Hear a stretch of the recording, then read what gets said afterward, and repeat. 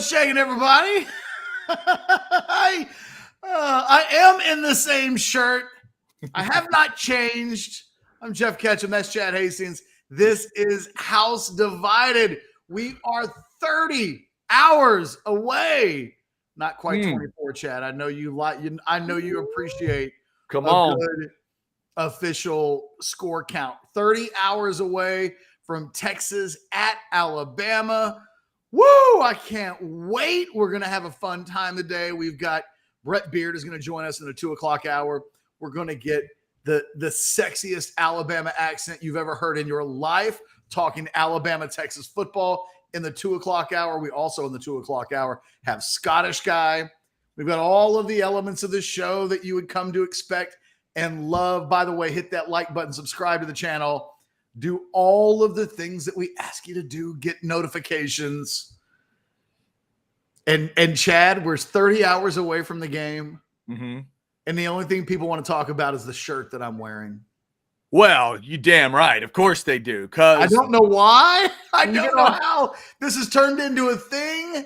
And yet here we are. So on a show where sometimes my shirts can become a part of the discussion, hell, I'm rocking the Lone Star Showdown shirt today in support of both teams because I want to see the House Divided teams both win this weekend. So I'm all about support, but apparently the Orangebloods live community and the Orangebloods community, they think you got up today with some spiteful thoughts. So here's the thing. And look, one of the things that we're going to ask you for today, just get prepared for this. We're going to get the shirt thing out of the way. But after we do the shirt, it's going to be a lot of Texas-Alabama discussion today. What we want from you guys, and you can super chat, you can go to the Specs chat, you can do both. Enter your super chat into the Specs chat, and we'll go from there. No, the thumbs down button is not a like, Cotton, just so you know. It's not. We want to know who your MVP for tomorrow night is. Be Nostra Ketchus or Ketchstradamus, whichever you want to be. That's better. Give us your game MVP and why. It may be in the form of a stat line. It may be in the form of you think Malik Muhammad is going to have a pick six in the fourth quarter, and that's how the game is won. Whatever the case may be, we want your MVPs, and not just your MVPs. Like Paxton just threw out Jordan Whittington, but that's not enough. It's not enough, Paxton. You need the why? We need the why. Why are they the MVP? But before we do that, and by the way, what's up with this? Ketch fixing to stir the pot for 3 hours. Is this what people think of me?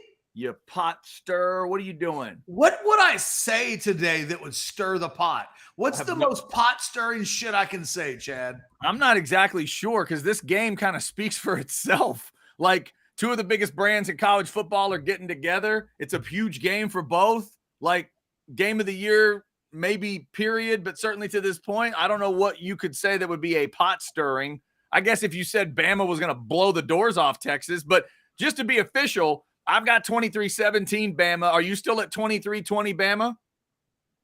I am, but can I say that I'm in my own head a little bit now? I have had the vision of the 1991 Cowboys at Philadelphia game at Veterans Stadium that has been in my head for the last 24 hours. There's a part of me that not only wants to flip my score. Yeah. I want to flip it and make it 25-13. You know what? I think that you should give serious thought to it. Have you watched the Undertaker hype video that Texas just put out in the last hour? No, but I've seen people talking about it. Okay, I retweeted it earlier, so you go check it out. At C Hastings OBL, my man, the Big U, voicing this about 2-minute hype video. For those of us that are picking Bama, I think we all need to watch it, listen to it. It might swing you the other way. It's damn impressive. He gets everybody pumped. Can we play it, or is that like trademarked? Ooh, I don't know.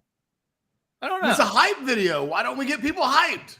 I'm assuming it's a no, but I don't know. It's like from the official Texas football account. You'd have to double. That would be like a Bianco question, probably. I'm Okay, guessing. look, I know what Bianco will say before I even ask. Right. He'll be like, you can play like a piece of it. Right. He'll say play a little bit. But he won't let me play the whole. I wonder if it's a 2-minute video when we played at minute 45. Well, that'd be a little disingenuous. How about because it's like 2:20, I think is the length. What if we played just like the last, I don't know, 20 seconds or the first 20 seconds or something like that? By the way, Text Guy 2, I will allow this. Because Paxton said so. There you go. There it is. I like it when people use my words against me, and Text Guy 2 did that. Jay Witt, because Paxton said so. Fair enough. Okay. South end zone queen coming in with the hate early on. Okay. So what we're going to do is, I knew this was coming. Where is it at? Hold on. Okay, there's lots of this shirt is controversial. South end zone queen. Here I am giving her a nice compliment earlier today, and now she's giving me a thumbs down. Chad, it was alleged on Onwar's show earlier today that I was wearing an Alabama shirt. Yeah. It has been alleged that I'm wearing Aggie shirts. It is alleged that I'm wearing an Oklahoma shirt. See, rather than change shirts, because I could have just gone to the closet and put another shirt on. You could have. Could have done that. That is not what I did. Instead, out of absolute spite, because I don't have anything else to do with my day other than stir the spite, I went to the mall. Okay. And I came back from the mall with hard physical evidence. Here we go. What? In the vein of what high school football recruits do when they make their college decisions. Please don't do this. Please don't do this. And I got shirts. Please don't. What? All 3 schools. All 3 schools? Yes. All right. Let's start. What do we got here? Is this turning into a swatch contest? Like you're going to do like a swatch color combo? This is Oklahoma. Oh, good grief. You bought an Oklahoma shirt? Oh, I'm going to take it back and get a refund. Oh, okay. All right. I was about to say that's gross. Are these the same damn colors? No. They're not. No, OU's brighter. That's an it's OU brighter. Red. It's completely different color, right? Okay, that's different. Are we good? Is everybody, do we all understand? By my eyes, that's different. Not OU. Okay. Can't believe it. Okay. Let's do the Aggie taste test here, because this shirt has been accused of being maroon for a long time. No, it definitely doesn't look maroon to me. I think I know maroon. This is maroon. Yeah. Definitely. They're not darker. The same color. Yeah, that's definitely not an Aggie. See? Look at the colors side by side. Definitely not. Definitely not. Not the same thing. So for those two, the Longhorn fans are being a little overly sensitive. So now let's see Bama. Let's make sure. Let's see Bama. Let's see the elephant. Again, not the same color. Right. As it should be. It's about Oklahoma's color because they both claim the word crimson. Do you know what color it looks like to me from here, Ketch? The one team you didn't say is a team you wouldn't because it's an NFL team. You look like you're supporting the Arizona Cardinals to me. No, because that's red too. It's more of a dark. No, it's kind of got that dark, sandy, like Arizona kind of red feel to me. If somebody wanted to say Arkansas, Paxton says it might be the Hogs. Do you really think Jeff Ketchum would wear an Arkansas colored shirt? Come on. What I'm willing to agree to was that if the Alabama school colors and the Oklahoma school colors and the A&M school colors had sex and made a baby, that bastard baby might be this color. Right? You take that Alabama reddish, that crimson, but then you add some of that maroon to it. Maybe you come up with this shirt. It's not. Oh, you guys, come on, South End Zone Queen. Now we're getting silly. You know he wouldn't do that. They are going out of their way to make this shirt something that it's not. but I've taken the college color taste test. There it is. Them all. It I didn't might happen. even hold on to these shirts just in case the next time Yeah. somebody says, you wearing Alabama colors. It's not the same thing. Yeah, that is sad on every level. But you know what? It's because it's a heightened sensitivity catch. It's a big week. It's a very sensitive kind of week. Grab the Alabama helmet. Show the people. Alabama helmet. Colby wants you to take the Alabama helmet and put it next to my shirt. Again. All right, here we go. Those are not the same things. Yeah, I would agree. That's not the same color. Not the same. You guys can complain. You guys can accuse me of just about anything that you want to. No. But you cannot accuse me of wearing Alabama. It's one wash away. Arrogant ass. Well done. One wash away.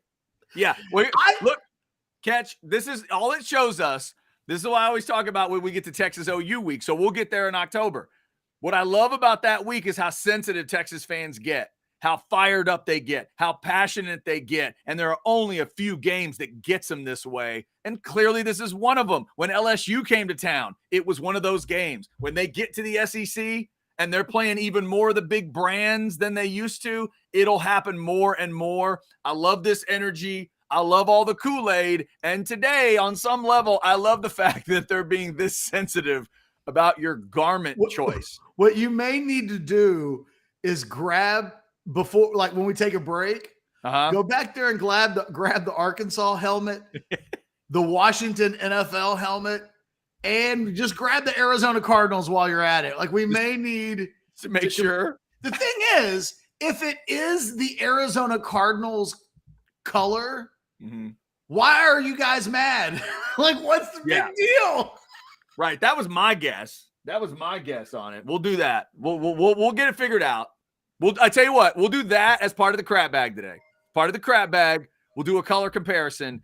But the other thing, as Ketch mentioned, that we definitely need from you today, much like an OU week discussion, who's your star and why?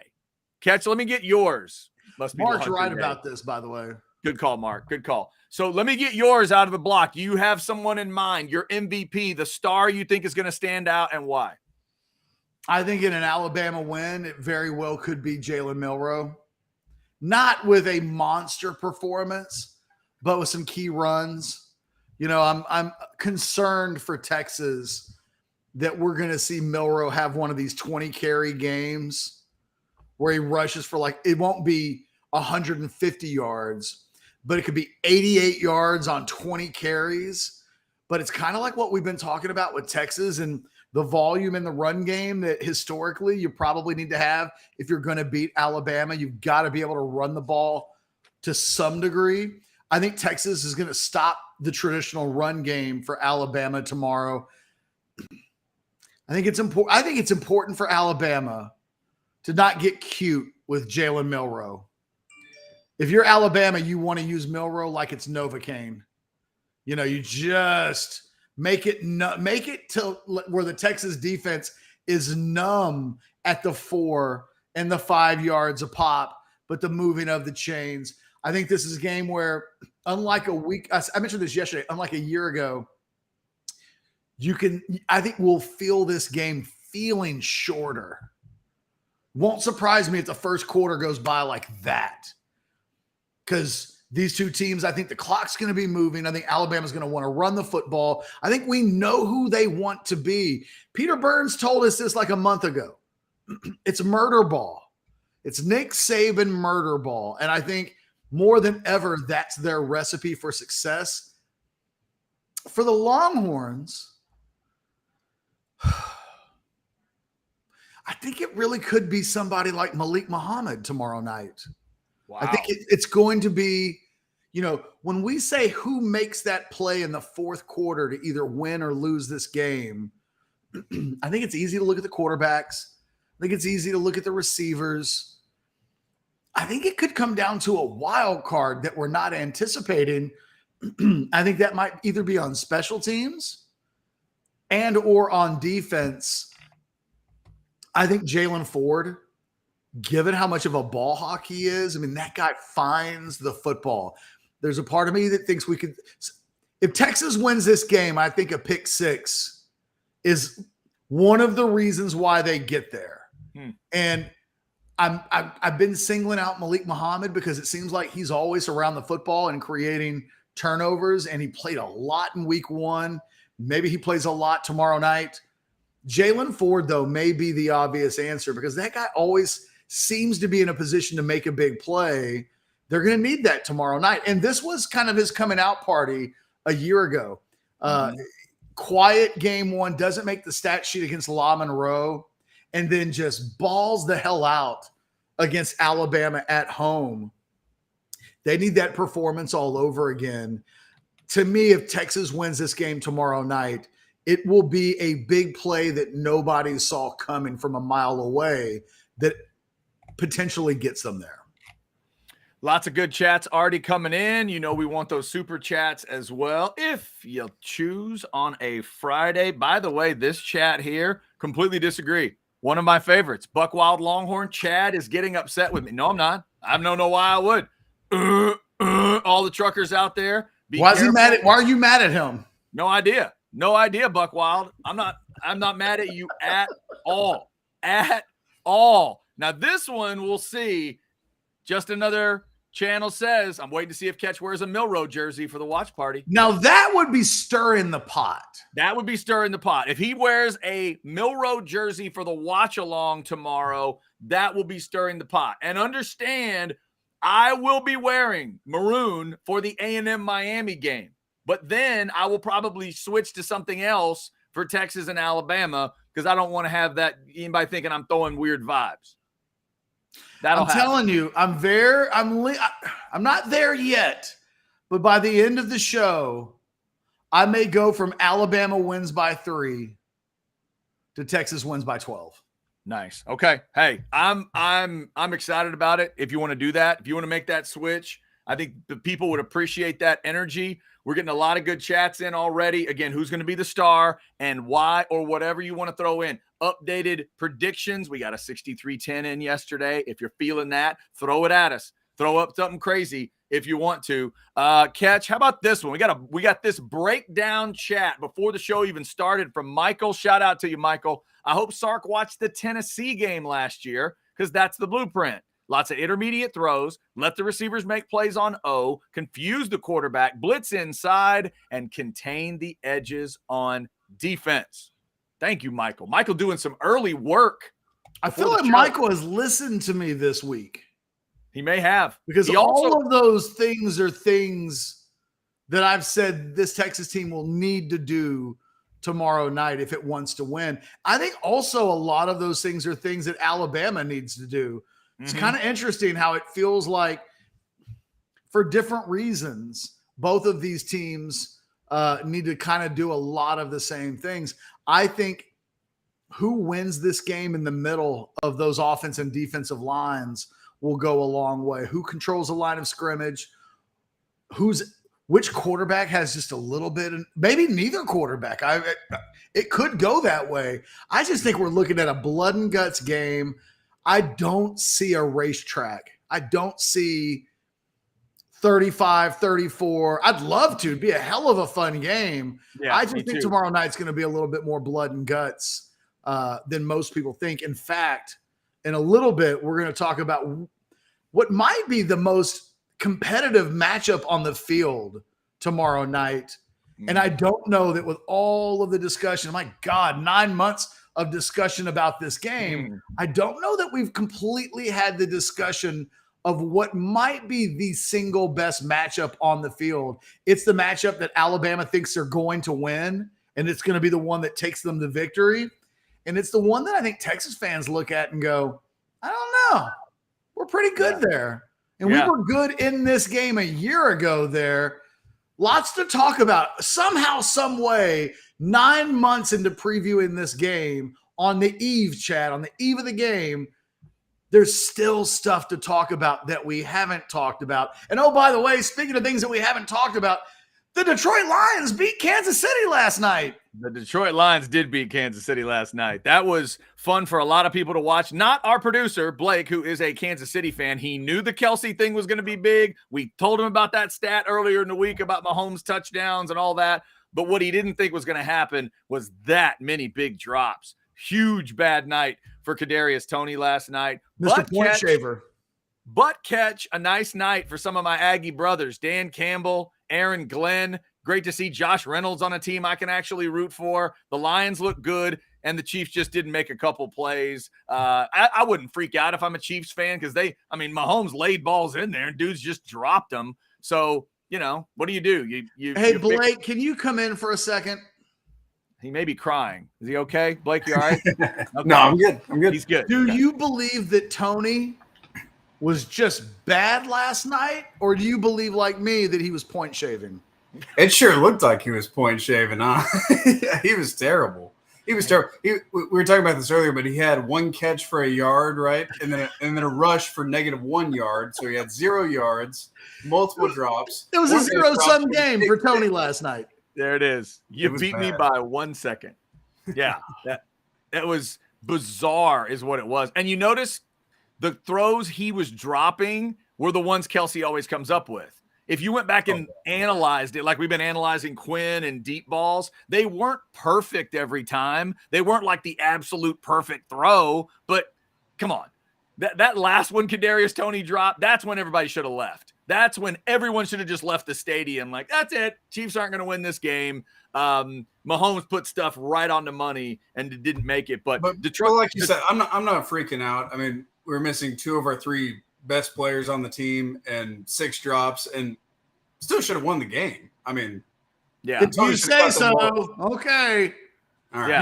You know what happened, Blake? The team that deserved to win the game actually won the game. Oh, damn. That's what happened.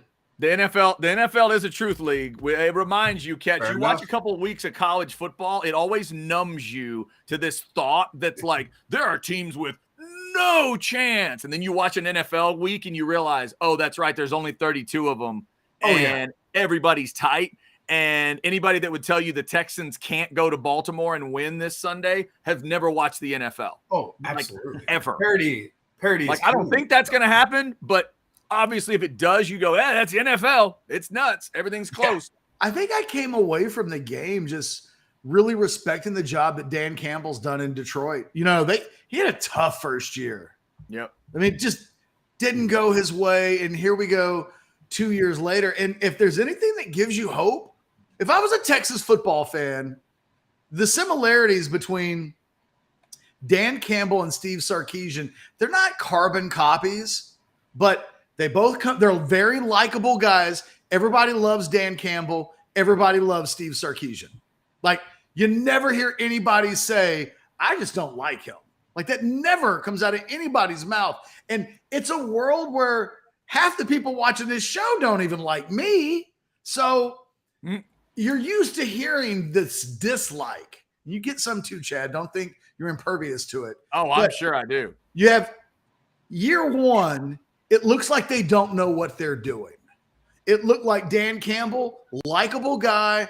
I don't know if he should be coaching an NFL football team. Steve Sarkisian, 5-7, kind of the same thing. Likable, good coordinator. Does he suck as a head coach? I don't know. You see, year two, they take steps. They don't take the gigantic steps, but they definitely take a step from last year. And then suddenly it's like, well, maybe Dan Campbell is doing a good job in Detroit. Are they a scary team? Are they a dark horse team? Are they somebody that we need to worry about? Texas kind of goes on the same trajectory a year ago. They don't win anything of substance. At the end of the year, you can't discernibly say that they've made light years of improvement, but they did make improvement. And you start to say things like, is Texas going to win a championship next year? Are they taking that step? So Detroit and the Longhorns kind of in the same place going into this weekend. What does Detroit do? They go on the road to play the champions. They go on the road to play the team that is the bar that other than, in the NFL, Kansas City's the bar right now. But In college football, Alabama's the bar just below Georgia at the moment. But because they've got all those championships, it still feels like they're the bar. And I think if you're Texas, a lot of what we saw in Kansas City last night's what you want to see from the Longhorns tomorrow night. Timely playmaking in all three phases of the game. You're going to need a bounce to go your way at some point. You know, Detroit's losing 14-7 in that game, and the play that turns it around is a pick six. Yep. It's a ball that goes off of Tony's hands into a rookie's hands. Yep. Who have I been singling out? Malik Muhammad. Mm-hmm. These are the things you need to have go for you your way. That whole game, it felt like Detroit was close, but Kansas City is still Kansas City. And then it felt like you looked up with 5 minutes to go in the fourth quarter, and it was like, well, wait a minute. The Lions are up, and are they running the clock out on the Chiefs? What's happening here? And I think tomorrow night, if the Longhorns win this game, I think across college football, it may feel the same way. It may feel like for 3/4 of that game that Alabama is going to win, but Texas keeps it close. And then on the strength of a play here and a play there, deserves take form. And I think that if you're Texas, you want to keep it close, Chad. Tomorrow in the first quarter, it'd be great if you're Texas and you can jump out to a Johnny Manziel, Texas A&M type lead. I don't know if it's going to be that type of a game, though. I think what you don't want is any separation. Keep it within a touchdown all night long. And then you know what? In the final 15 minutes, for the first time in the Steve Sarkisian era, be the team that closes the show. Don't be the team that other teams look at and think, you know what we'll do? Take Texas into the deep waters. And then when they get tired, we'll drown them in the fourth quarter. That is the playbook against Texas. That is what Texas Tech thought about Texas a year ago. It's what Oklahoma State thought about Texas a year ago. It's what Alabama did to Texas at DKR in the fourth quarter of that game. What I would love to see tomorrow night is for the script to flip. I'd love to see Texas take Alabama into the deep waters and in the final 15 minutes of that game, drown them. And that is when we will know that this football program under Steve Sarkisian has really taken a step forward. Hey, and before I hop back off, I think you're making a great point. They need to do something Dan Campbell did last night, which is make a statement early in the game, going for it on fourth down with a fake punt on his own, what was it, 20-yard line? 17. Yeah, I was going to say 17-yard line. Crazy. 17-yard line was the line of scrimmage. That set the tone, and that's how you beat the Chiefs, right? That's how you beat Alabama. That's how you beat Georgia's. You have to show up. You have to say, this is just what we're going to do. We're just going to impose our will. We're going to make a statement. We're going to play with y'all. Chad, I mentioned the 1991 the 1991 Dallas-Philly game, right? Yep. Maybe it's a different game from that 1991 season. Maybe it's Dallas at Washington, and in the post-game, because Dallas hits the Hail Mary at the end of the half, although it was like a 30-yard Hail Mary. It's always one of the shorter Hail Marys in the history of Hail Marys. But he hits the Hail Mary at the end of the half. Aikman gets hurt. Burline comes in. And then afterwards in the locker room, Jimmy doesn't hit the Cowboys with the, how about them Cowboys? That's not what he says. He says, if you're going to get into a fight with a big old gorilla, you don't you don't just hit him with a limp fist. I don't remember the exact quote, but you hit him with everything you've got. That meant onside kicks. That meant taking shots down the field when, key plays, key moments, but playing fearless along the way. They got to channel their Jimmy Johnson tomorrow night and believe that when they go in there, if you remember that game in 91, Washington was 11-0. And I think the Cowboys were 7-4. And it felt like their season was teetering on the brink of they're not going to make the playoffs. And instead, they make really the first statement performance in the Jimmy Johnson years, going to Washington when they were undefeated and beating them on their own field. It's what Texas has to do tomorrow. They cannot be afraid of that big old gorilla. They have to think, I can knock the gorilla out, but you don't knock the gorilla out with jabs. You knock the gorilla out by giving him everything you've got. And I think that that's a mentality that will serve Texas well tomorrow night if they can channel it. If you want to get in on the Specs chat line, we invite you to do that. Throw your super chats in. By the way, as Blake exits, we will get this question answered on a day when Ketch's shirt is a conversation. Jarrett says, Iowa State helmet behind Blake. No, that's a Chiefs helmet. That's a Chiefs helmet. Calm down. That's actually closer to my shirt than any of the other stuff that we've seen. It is. It's pretty bright red. It is a little too red, but it's closer. That's Jamal Charles. Jamal Charles. Okay, very nice. A Jamal Charles signed helmet. Yeah, that is not Ketch's shirt either, but just to make sure we understand. There was also, I wanted to address this. Pat McAfee is not in Tuscola on ESPN. It's not Colt McCoy's hometown, I don't believe. Don't ask Paxton to spell Tuscaloosa. I don't know that I can spell Tuscaloosa correctly if forced to do so. I just thought it was funny that it's Colt's hometown instead of Yeah, right. That's why I've been saying and typing T-Town, because it's just so easy to not get caught by the spelling of Tuscaloosa, whatever that happens to be. If you want to jump in the chat, please do that. Let's just get this basic out of the way. Gary says the friend to a quarterback is the running game. Somebody tell Sark to run the ball. We've talked about that. I don't think they're going to be able to, Chad. I really don't believe that. No, they're not. But again, the average is 40 carries for these 8 teams that have pulled it off in Tuscaloosa. They don't need to run it effectively. They need to run it. Minimum 32 times is what these teams have done. But we've set the number for Sark. We'd love 35, but I'm still going to put it at like 25 and see where you are. If he doesn't run the ball 25 times, they're getting beat. 25 or more is where it needs to start for me. If I change my prediction but keep the shirt, does the shirt become popular at that point? I think you got a shot there. Would you like to officially change it right now? No, I'm not quite there yet. Okay. But I'm telling you, there's a part of me that it could be confirmation bias. If Texas beats Alabama, they'll want you to wear that shirt every day from now on. You'll have to wear it all the time. Is if we come out of this and people are calling for the shirt on Monday when they hated it on Friday. You know what? I'm changing my prediction officially. Here we go. Texas 25. Alabama 13. It goes down as the biggest win in the history of teams playing Nick Saban on the road. Put it in ink. I'm not changing it again. I'll go on to Orangebloods in a little bit and officially change my prediction. 25-13. The power of the Kool-Aid compels him. It happens every year.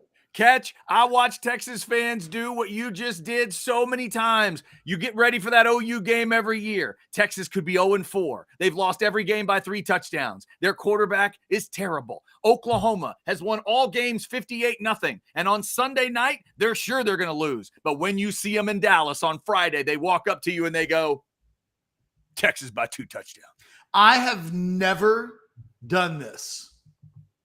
Not one time in my entire career. You've never done a Friday flop? What's that? The Friday flip? You've never done a Friday flip? I've never done a Friday flip. All right.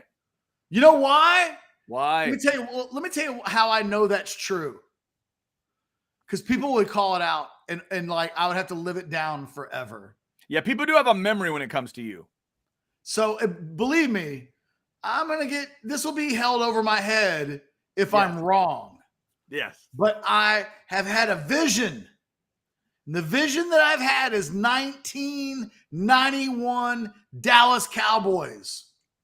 I find it ironic that you're going to the other circus tent to make your pick on this circus tent. It's wild. It's a wild way to do it, but I love it. And they did that without Troy Aikman that day. I don't know what that's supposed to mean. Right. Exactly. Hey, let me ask you this. What if Quinn Ewers exited this game early, and Malik Murphy came in and led the Longhorns to a victory, a la Steve Berline in 1991. What does this show look like on Monday? Why would you even mention something like that, Ketch? You know about the last 2 times. Stirring! Because you're a stirrer. Because you know what happened the last 2 times Texas and Alabama got together on a football field. Longhorn fans were robbed twice of the game that they thought they were going to get. In one case, they feel like they had a game plan and a quarterback and a scheme to win the Natty, and it got taken. And in another case, they saw a young quarterback dealing.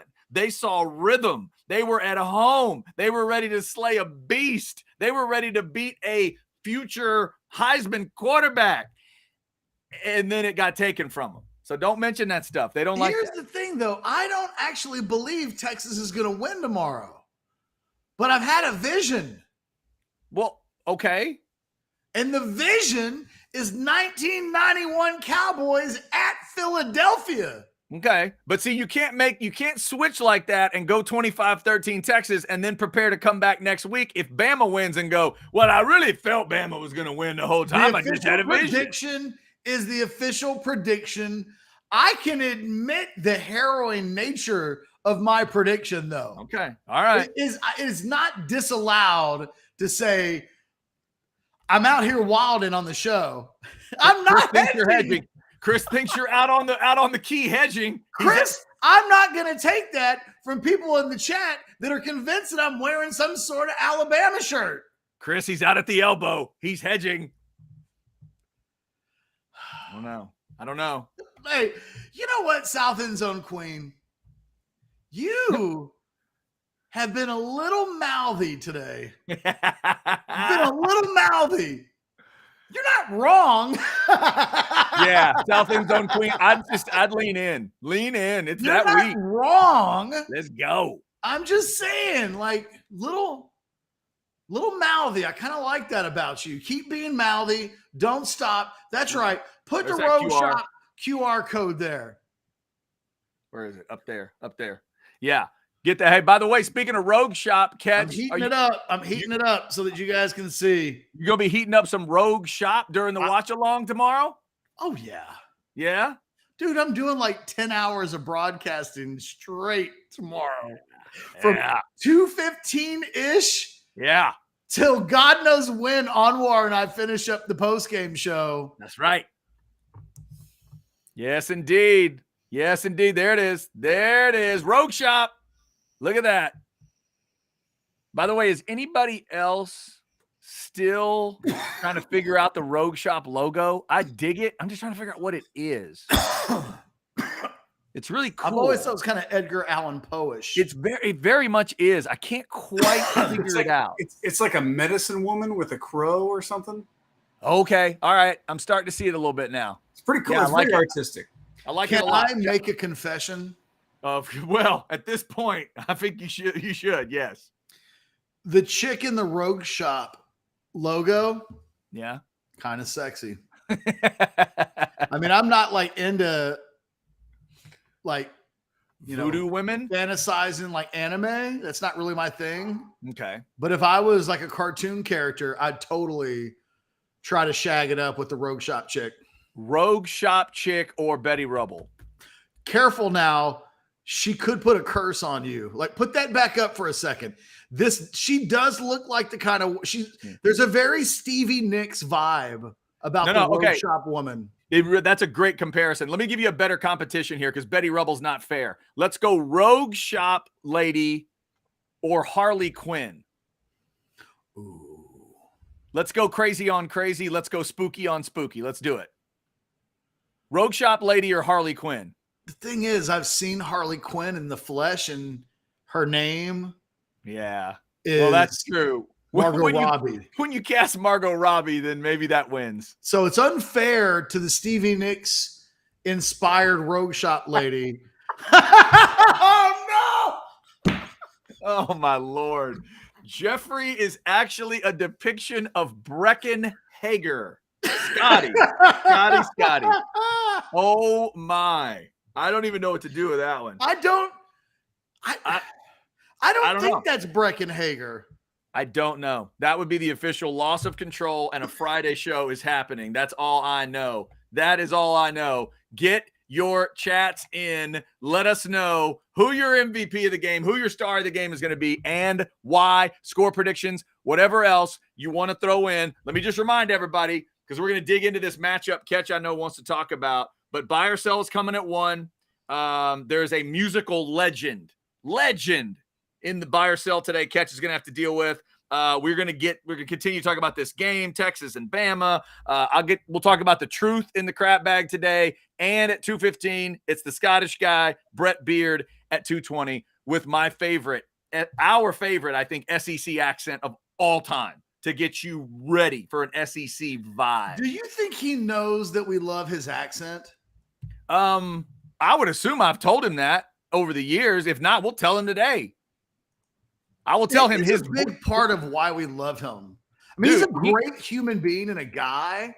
But it comes wrapped in that package. He seems to be just a great dude, salt of the earth. I think he'd help you change a tire at the drop of he'd help you change a tire 2 days after meeting you. That's the kind of guy he is. And then when he talks SEC in that great, deliberate demeanor, I get lost in it, man. I can't wait to hear him talk about Milroe and McClellan and the Bama guys and what does he think about Quinn Ewers. I can't wait to hear what that sounds like.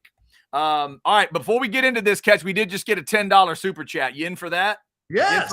You in for an Alexander Hamilton super chat? College Football Raw, one of our great chatters and super chatters recently. $10. This feels like a true crossroads for Sarkisian's future in Austin and the outlook for the 24-25 season. Texas win equals Sark's signature win. Texas loss equals same old Texas. So where, I guess, do we go from here? Interesting. I wouldn't go that strong on the Texas loss, Ketch. I agree with signature win if it's a win. I don't agree that you necessarily come out of a loss in Tuscaloosa and go, well, it's the same old Texas, and everybody's making jokes. Only if they get hammered. Right, because last year wasn't that. That fight in Austin, Texas got respect out of that. I don't think Texas fans necessarily looked at it that way because they're Texas fans. They're going to only accept a win there. But I thought everybody else looked at Texas and went, hell, I didn't think they were putting up that kind of fight. And I think they got some cred off of it, and I think they could get some cred in this one. If my score hits at 23-17, I think there's a version of that people could go, okay, let's see the rest of the year. It's a pretty damn good team. So thank you. I'm putting my official prediction on Orangebloods.com right now. Oh, he's doing it, folks. He is doing it. Unbelievable. Thanks to the over 330. We're almost at 340. Jumping in the chat today. We hope you've got your plans ready for your watch parties. You want to watch with us? The watch along hits 2:15, like Ketch said. We're going to watch A&M in Miami. Then we're going to watch Texas and Bama. You'll get all our reactions. You'll get all the screaming and yelling. And remember, Specs brings us the chats, and Specs can bring you whatever you need, or just go in and get it. SpecsOnline.com, or go into your favorite Specs location for all those wines, spirits, and finer foods. All right. Here's a little $5 super chat. Super chat, $5. Once again, College Football Raw. Thank you so much. How many times do you have to have people respect you for the losses and not for the wins? Interesting. Respect you for, I see what you're saying, but this is Bama. Like, there are rare circumstances, Ketch, where I would tell a Texas fan, you're playing a bigger deal than you in college football. There aren't many of them, but right now you are. More successful, more natties, more title, more history, more all of it. Like, you get to kind of go, you're the underdog. Not under the radar, but you get to be underdog. You get to be, the team that hopefully plays free and goes in and tries to pull it off. But there's nothing embarrassing about losing there. That's all I'm saying. Do you want to hear the official prediction as I've written it on Orangebloods.com? I would love to hear it. Here we go. This is the official switch. It is a flip Friday. Ooh, the Friday flip. Here we go. He But switched. it won't be a flip. Snip, snip, snip, snap. Here we go. It won't be. I tell you what. Yeah, you say it, and I will depict it with helmets. Go ahead. It will not. This is not me go in the office with Michael with the snip, snap, snip, snap. Mhm. Quote, I've had a vision, and it's the 1991 Dallas Cowboys game in Philly. It'll be blood and guts all day. The defense and the special teams will need to make plays for it to go down like this. But I've got the Longhorns leading the Tide in the fourth quarter. And Malik Muhammad takes a Jalen Milroe interception to his house to seal the game in front of a stunned Alabama crowd. Texas 25, Alabama 13. There it is. There it is. That is the official prediction. Woo. All week long, I've been talking about one thing. Woo. And on Friday, I go in the other direction. Man, just incredible. Just incredible. I hope you are right, because that would be so much fun to talk about in the watch along tomorrow. And as we'll talk about later in the show, the stakes on both sides of this game are pretty wild. And what would that mean for Saban and Alabama and Tuscaloosa? We're going to get into all that stuff today. And look at that. Let Ketch cook. There it is. There it is. They're excited now. Now they'll let you wear whatever color you want. Now, all right. Suddenly the shirt is an afterthought. That's it, right? They are not thinking that, right? It's the, what did somebody say here? Hang on. Here's somebody says, it's the shirt. Flip-flop. Flip-flop. Lewis. You got to coordinate. You got to coordinate. You can't just have the mushroom shirt. You got to have the mushroom belt. All right. So we've got buy or sell coming up. But right now, Ketch, let's get into this matchup that you wanted to dig into, because I think it is a great one to bring up. Part of last year's game was a lot of people did not think Texas could hold up on the offensive front. So let's go to Texas with the ball and the big matchup that you think needs to get hit a little bit more. Well, I just think it's interesting that the strength of this Alabama defense coming into this game is their defensive ends. I mean, I think Texas fans, we heard so much last year about Will Anderson, and then Will Anderson didn't have the big game. So this year, you're hearing a lot of the Dallas Turner stuff, and I don't think Texas fans are flinching at the thought of Dallas Turner being a guy that has an impact in this game. I don't think they look at Chris Braswell, and I don't think they're worried. And I think those two guys, I mean, there went my rogue. Those two guys, I got too much crap on my desk. Would you like to check that? If you want to check it, I'll cover you if you need to check that. That's well, no, serious. I'll get my point out and then I'll reach down all right. and save the rogue from the floor in the event. By the way, it is the Cowboys. There's some symmetry in all of this. I see your head, but I see that Cowboys pennant above your head. Oh, yeah, right. And it's making me think, and I just had another epiphany. Oh, here we go. Hold on. Is this Blake, Cowboys don't again? Freak out here. Oh, here we go. I'm gonna put Chad up for a second. Okay. All right. Oh. When I come back, I've got another surprise. 8th grade battle of the mullets. 2 mullets. 2 8th grade mullets. How sexy was I? 3 mullets. The 3 mullets will compel you to watch the show. What is 3 happening? mullets. 8th grade. Many girls asked out. None of them. All right, I'm ready. You guys ready for this? I'm ready. What do you got? This, literally sitting 10 feet away from me. Wow. It's my 1991 Dallas Cowboys autograph pennant. You can see Troy's name is right over here. Wow, that is nerdy. This is everybody but that bastard Emmitt Smith. Look at there. What? Ken Willis. Number 1. Wow. That's scary. They're all on here. Everybody signed it except for that bastard number 22 who I forgave over time. That is scary. Now I've been having visions of 1991 Cowboys at the Eagles. Then I noticed that you've got that pennant hanging up above your head. Yep. And then it occurred to me, literally right over here to my left inside a cabinet is my 1991 Dallas Cowboys autograph.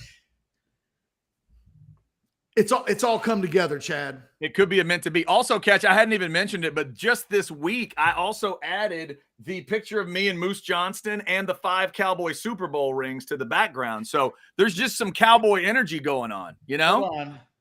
You got the Moose on there? Moose is on here somewhere. There you go. So I'm we got telling you, Cowboy energy that we're feeding the Longhorns for this game. everybody's on this except Longhorns for don't want that cowboy energy. What are y'all talking about? Hey, this is good Cowboy energy. Young person who doesn't remember the Cowboys being good. We're talking about the Cowboys born being when the great. autographs went on that pennant. You don't know. You don't know. Come on. You All don't know he about, knows is Cowboys disappointment his That's entire right. life. You don't know about Russell Maryland and Tony Tolbert and Jay Novacek. You don't know. All Come of on. those guys signed, sealed, delivered. I Hell just yeah. hate that it's the Ken Willis autograph that's the easiest to read. I was gonna say that was so weird you brought that one up. And that has to be it though. He's the John Hancock. Is that what you're saying? He's the John Hancock of all the signatures. Let me tell you what happened. I got Troy Aikman's autograph so many times that summer at St. Edwards Yeah. that I'm trying to get Emmitt Smith to come over and sign my pennant. And it's not like I'm trying to get him to sign something that I'm going to sell on an eBay, which didn't exist in 1991. And I've got my pennant in my hand, I'm up against the fence, and someone jerks the pennant out of my hand. Oh, damn. So like I turn around like I'm getting ready to bow up. It's freaking Troy Aikman. Nice. I got Troy Aikman to accidentally sign my pennant while I was focused on 22, who just would never come by and sign. Oh, interesting. Okay. Troy I Aikman see. is such a good dude. He signed my pennant when I wasn't even asking him to. Nice. Nice. All right. Up to 350 here in the chat. Thank you so much. Thanks to Specs for sponsoring the chat line. Hey, How's the Jeremiah, body? I'm not changing my shirt. You go change your shirt. See how that feels. That's weird. That is just weird to say to someone in general. Either way, I'm just going to say it's weird to do that. So in terms of Kelvin Banks and Christian Jones, give me your thoughts here. Where do you think that matchup is going to end up for Texas in the game? Especially now that you've gone with the flip, you flipped your pick. Well, this is the thing. Like I all week long, these two guys played well in this game a year ago. Really well. Really well. Will Anderson, we thought that was going to be a game where it's like, oh man, sucks to be a true freshman in your second career game going up against a guy like that. I think the tackles play well. I think the matchup that nobody talks about is Christian Jones versus Chris Braswell. Braswell's a baller. But Christian Jones played lights out in this game a year ago. He was the best Texas offensive lineman on Saturday against Rice. I think in picking now the Cowboys to win by 12, I just don't understand this whole shirt thing. You know what? Blake, change my name if you can from Jeff Ketchum to Mr. 2513. Wow. That's what Okay. it should be called. Just change the pick. Change it to the pick. That is good. Change my name to the pick. The last time I was this bold with a Texas prediction Yes. is when I said that Texas would beat LSU by double digits in the Sugar Bowl. Nobody was believing what I was selling that day. You and I mean was Georgia? 100% right. You mean Georgia? What did I say? You said LSU. Yeah, whatever. Yeah. And then before that, you said 25-13 Cowboys. Well, yeah. Instead of Longhorns. But yeah. Why We are know you what you mean. correcting me today? Go with it. What do you mean This today? is very Animal House of me. Oh, I'm sorry. Okay, sorry, Bluto. Go right ahead. I've never felt more like Bluto in my entire life. Just for full transparency. Damn. Smith. This guy does not like me. Who? ZO_V? Zove? The ZO doesn't like you? The ZOV? The ZOV does not like me. Z to the Izzo? V to the Izze? Doesn't like you? So don't do that again, because then No? Chad will do that. No. No, not you. I'm not telling you not to do that. I'm telling ZOOV to not do that, because He then I'll do did that, and then you turned into Snoop Dogg in the middle of the show. Technically, that's Jay-Z. I wasn't believe, prepared not for that. Snoop. That's Jay-Z, not Snoop Dogg. Come on. Well, no, the whole Snoop was the first to like change every word into Snoopology, Snoopism. I know, but I felt like I was making a direct, Hova reference there is what I'm saying. Well, what you heard and what I heard were two different things. Well, that is the story of my life. You're right about that. Yeah, that's fair. But back to Christian Jones. Let me ask you, do you feel confident for Christian Jones in this game against Chris Braswell? Yeah, I do think they're going to hold up similar to what they both did last year. I think that's going to be pretty solid. As we talked about this week, I think it is still the middle of that line. And when Kyle Henderson talked to us about the stunts they like to run and send those guys up the middle, I think those are the ones that are going to cause them problems. I think Jones and Banks will be fine. The issue for me is going to be how they do in those run situations. Do you look like Carlisle? Hey, Rodolfo, I've gotten that one. Rick Carlisle and John Kitna are the two I get. Just look at it. Just soak it in. Ready? Here we go. In fact, if you want, I'll say, do I have a football nearby? But just imagine with Kitna with football. Right? Yeah. That's what I've got. I see it. And I take both as a compliment. I don't think those are ugly men. I think those are good-looking dudes, so I'm going to take the compliment. Hell, Kitna was the coach of my high school team for a little while. And things got weird, but he was the coach of my high school team for a little bit. And Carlisle is the guy who coached the one championship for my NBA team. So I can't get mad at that. Thank you, Rodolfo. Has anybody ever called you Dirk? No, I wish they would. I wish they would. I'll hold up that 3 all day long for Dirk and and Luka and everybody. All right. Kimberly's we're an hour in. That's we got buy or sell. The chat at this point on the day, all we have are laugh emojis at this point, and we haven't even gotten the Scottish guy in a little more than an hour. That's right. That is right. Oh, I don't know if I'm gonna make it till 3, Chad. We can make it. We can make it. Are you kidding? It's the Friday before. Hey, you know why you can make it, Ketch? One word. Know. No, I can't. One word is why you can make it. Are you ready? Yes. Wyoming. That's why you can make it. Wyoming. I know they're the team that beat Tech, but next week we're going to come up with reasons to talk about them. So even if Texas wins this weekend, next week, Wyoming, there won't be any of the hyping that Texas Tech win in the world that's going to make people, Doorbell? Is that what that was? Doorbell and dogs? Yeah, we've had our first official doorbell with dogs, although doorbell and dogs. Not quite the maniacal barking that I thought would take place when I first heard it. Hey, you know what? College Football Raw, we are loving your wallet today. Thank you so much. Super chat, $10. Texas gets nightmares from backup quarterbacks. What if this scenario plays out again? Milroe pulls a 2021 Spencer Rattler. Donovan Smith at Tech worked Texas up and down the field.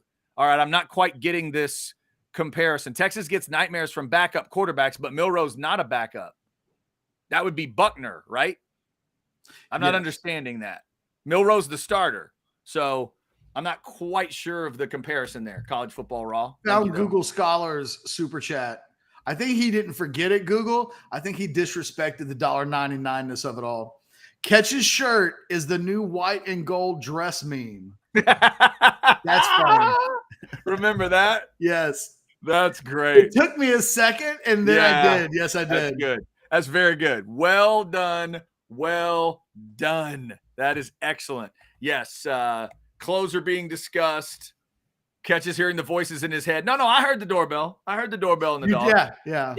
It wasn't just him. He's not dreaming that up, Mark. We appreciate it sucks that you heard the doorbell, because that means you could probably hear other things going on in my house at the same time. The dogs didn't completely lose it though. That was fantastic. Fine. Yeah, they're fine. They're just kind of mellowed out. They've learned how it works. Yes, and to the person who chatted that Ketch is tapping out, no, we will not let Ketch tap out. It will not happen. And by the way, to this person, to Brandon, Malik replaces Quinn, and we win. Come on now. There's no need to talk. You don't need to go into a game at Alabama talking about your backup quarterback. Honestly, Chad, there's a part of me that thinks Malik Murphy does replace Quinn Ewers in the second quarter tomorrow night, and the Longhorns win 25-13. Wait a minute. Hold on. Are you telling me that you Friday flipped and now you're adding the ingredient of your Friday flip? You're saying that Malik Murphy will play in the game and finish it?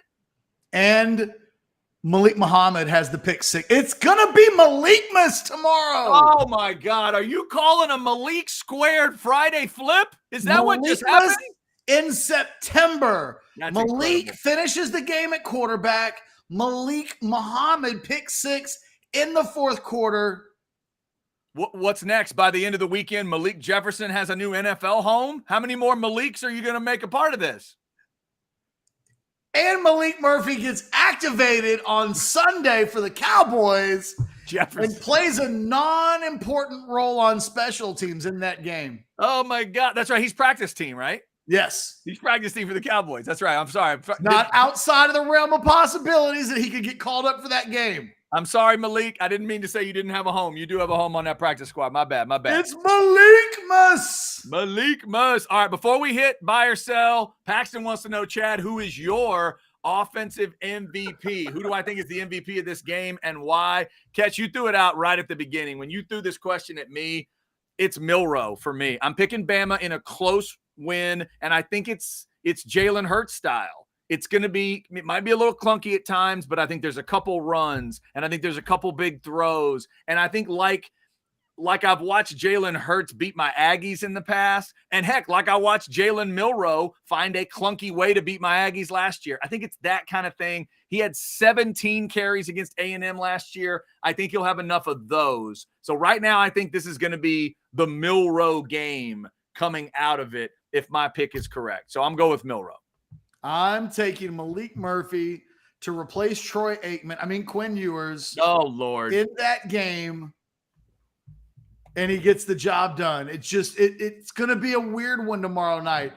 The Longhorns are going to win, but it's not going to be like any kind of win that any fan saw coming a mile away. Wow, that is crazy. That could be an crazy. Xavier Worthy punt return for a touchdown tomorrow night as well. Wait, what? Hold on. What did you just add? An X-Man punt return. You're calling for a punt return for a touchdown, a pick six by a freshman, and Malik Murphy comes in at quarterback and finishes 3 quarters. Yep. That's what you're saying. And here's the deal. And you just said, yep, like you predicted, 10-7. Yeah, Chad. Yeah, what do I win if I win? I have no idea. I do not know. Let's say I get 2 out of 3. Oh, my God. I think you get to wear whatever color shirt you want and they can't say anything.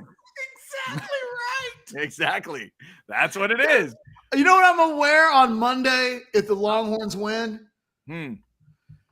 Shirtless overalls. Oh, please don't. Please. Shirtless overalls. Dude, if the Longhorns win this game and you go hee-haw on Monday's show, I might have to leave that way. I might have to walk that way. I was thinking more Hillbilly Jim than hee-haw. Ooh, Hillbilly Jim. I do have, that'll be in the background. People maybe look for it tomorrow. Hillbilly Jim is in my background of the watch-along. Get ready. He's there. You didn't know that? No. It's a little lesser known fact. I got a picture in my background of Hillbilly Jim and hockey legend Bob Probert. Yeah, they're in the same picture. Thanks to my man Rick Sacamano for that one. Yep, Hillbilly Jim. There's a lot of symmetry. Yeah, in what's happening today. Hillbilly Jim, Stone Cold, The Rock, and The Undertaker, and Ric Flair, I believe, are all in my background, technically, if you're a wrestling fan. And, of course, Aaron Gray from Buck Rogers fame. All right. So, Ketch, we've reached past the top of the hour now. 1:04 is what I'm seeing. Thanks to everybody who's in the chat. It is about that time. Are you ready to buy or sell? Have you even thought of your buy or sell questions before now? Gabe, John Hancock. It's Herbie Hancock. Yes. I have not given, and I apologize to Blake because this whole week, I think I've turned in buy or sell questions twice. Yeah, maybe. I'm making it easy for him. He gets to sit back. He's eating right now. Like, he doesn't want me to do buy or sell questions. Yes. That's a good point. We'll do buy or sell questions. I'm sorry, way- Wayne distracted me with the Lex Luthor wore overalls in a Superman episode. Now that's insane. That's insane right there. No, you're thinking of Ned Beatty playing the sidekick that probably wore the overalls in that one.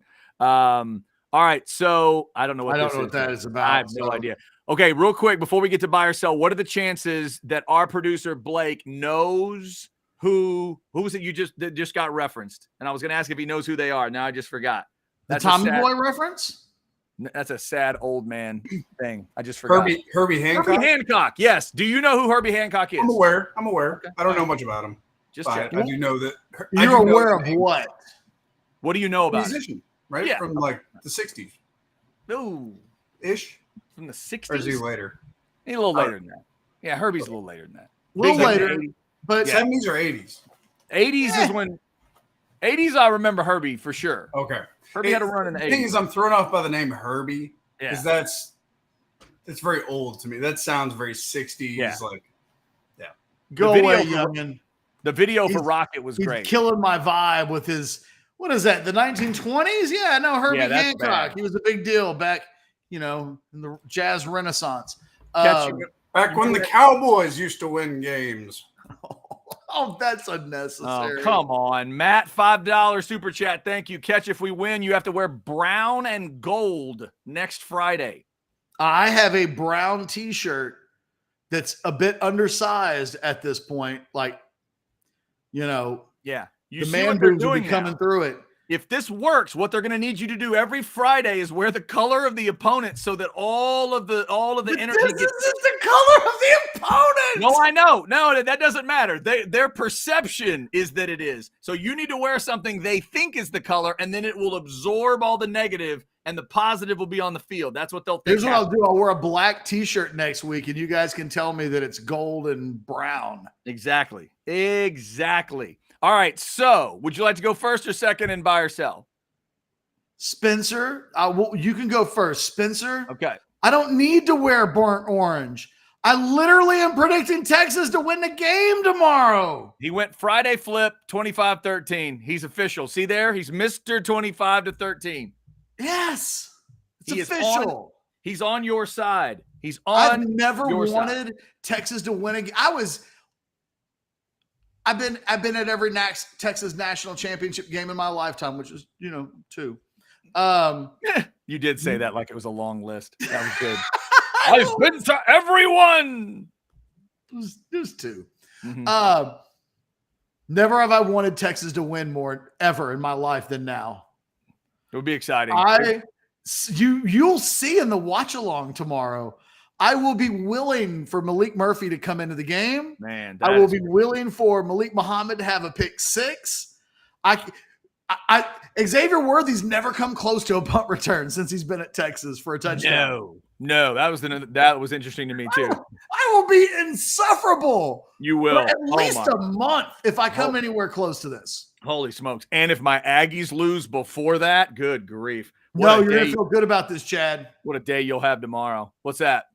I've got Miami winning 25-13 tomorrow too. Do you really? It's a double 25-13 Texas team victory. You're just swinging 25-13 both sides. So you have Texas winning and A&M losing by the same margin. Because, the Aggies kind of need to do what the Longhorns need to do. The similarities between those teams aren't identical, but they're close enough. They can get some too. Yeah. By the way, crazy stat I heard on the Aggies. 9 losses as a ranked team on the road under Jimbo Fisher. That's the most in FBS during that time period. Can you grab the Arkansas helmet? Yes. The Arkansas helmet. Yes, right It's here. back there. Yeah, right here. All right, here. We got the pig for you. You're going to try to compare this. We're going to see if you're going Arkansas. There you Not are. the same color. No, Sorry, that's different. guys. Absolutely different. It's That's not. different. Yep. No, that's You not guys it. are trying to say, hey, Chad, hold up the pit helmet. Let's just get them all out of the way at this point. Oh my God. Yes, it's not. No, it's not that color. It is There's not. Florida State. Let's see the Florida State helmet. No, guys, stop getting mad at this shirt. Yes, the shirt may bring you a victory now that Ketch has flipped his decision. All right. Are you ready for buy or sell? Yes. because you have an interesting musical decision to make in a little bit. But first, buy or sell number one, Ketch. UFC 293 is tomorrow night, and you can tell me which champion will try to defend his belt. Sell. I know nothing about the card tomorrow night. It is such a hidden card. Been doing it the first NFL weekend. Adesanya is the guy who's putting his belt up on the line. More on that in the crap bag today. Buy or sell number two, Ketch. If Sark wins the toss, you think he takes the ball? Sell. I think he'll defer. It's the easy. Nobody gets mad at coaches if they defer. Okay. Buy or sell number three. I think all men's tennis Grand Slam should play 2 out of 3 sets, and you think I'm crazy. Sell. It's not crazy. Okay. Just check. 5 sets can be a long time. Yeah, we got to start saving time. Or make the women play 3 out of 5. Either stop being sexist or shorten this thing one way or the other. Buy or sell number 4, Ketch. Cowboys beat the Giants, and the story coming out of the game will be Tony Pollard. Buy. Tony Pollard is on my fantasy team. Let's just talk that into existence. Let's do it. Let's 200 all-purpose yards, a couple of touchdowns. Cowboys 25. Giants 13. I like it. It's a 25-13 weekend for Jeff Ketchum. All right, Ketch, let's go way back for this one. Buy or sell number 5. Otis Redding would have been 82 years old tomorrow. In their prime, you'd rather see Otis live than Marvin Gaye or Sam Cooke. Capital B, capital U, capital Y. Wow. I am, as far as I know, I'm the only human being on earth that has an Otis Redding painting 20 feet from them right now. Okay. Fair enough. I love Otis Redding so much that I looked online for a year to try to find an Otis Redding painting anywhere. Okay. I couldn't find it. So I commissioned the late, great Robert Hurst, a damn fine sportsartist.com. Yeah. To paint me Otis. And paint me Otis he did. Very nice. I'm an Otis guy. Nice. Very nice. Yeah, I'm a big fan as well. And I was reading up on him last night. 1967 is when he died. I know, man. Just so freaking early. And I'm also a big Black Crowes guy. For people that don't know, Hard to Handle, the Black Crowes song, that's an Otis Redding song. And they did it as an homage to him because they're both from Georgia. Otis is a Georgia guy, and they loved him. And so they wanted to do it as kind of an homage to him. That song was not released until after Otis died. I never realized that. A lot of people I never heard Otis's version until I heard the Black Crowes and then did a little bit of that research. But rest in peace. Otis Redding would have been 87 tomorrow. All right, Ketch. Give me some buy or sell, Mr. 2513. Buy or sell. I'm starting 25-13. Buy or sell number 1. Of the 3 games this weekend that I have predicted all to end with a 25-13 score, yes, you think the most likely of the 25-13 victories, Cowboys over Giants? Definitely buy. Yes. I do not see the other 2 games ending 25-13. I can see the Cowboys game ending 25-13. Absolutely. Buy or sell number 2 tomorrow night is Connor Wigman's national coming out party. Yeah, I'm going to buy if it goes the way I think it will. I'm got like a 31-20. I really like his receivers. I like the rhythm that he's in, and he's been on a really good run taking care of the football. Knock on wood. I'll say the country gets a good look at Wigman tomorrow. Buy or sell number 3. Alabama runs for more than 150 yards against the Longhorns tomorrow night. That's a good number. It's a good number to throw in. 150, more than 150. I'm going to buy slightly more. Not a ton more, not like 250, but yeah, a little bit more. It's going to need to be that. And I think they will just stay meticulous with it, and they'll get, right in that 160-ish, maybe 170, something like that by the time it's done. Buy or sell number 4. Speaking of Otis Redding, you believe that no musician, singer, musical act ever in history has ever sweated more on stage than Otis Redding? I'm It's a going question of the great sweaters of all time. This really is a good one. I'm going to sell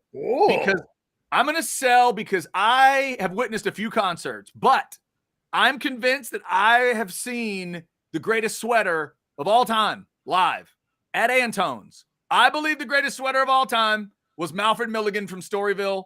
I have never seen a human sweat so much in one night. So I'm going to sell on Otis. I was thinking of Meatloaf when you said that, because I know Meatloaf had to be a big time sweater. Like in his prime, wearing all that stuff with the frilly, clothes and stuff, and Bat Out of Hell, he had to be sweating. But Malfred was insanely sweaty, so I'm going to sell. So what you don't know about Otis is it's a little known secret that Otis actually died from sweating so much he electrocuted himself to death. Is that what it was? That the sweat dripped into the mic, and then he's just, yeah. Anyway, all right, and finally, yeah, some jokes don't land. I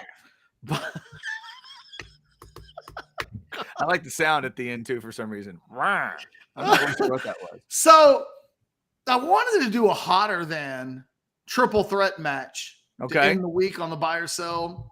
Yes. But I was trying to think of, like, rather than going old school, right? We always got these women like in the prime. Why not do a prime in the now? So okay.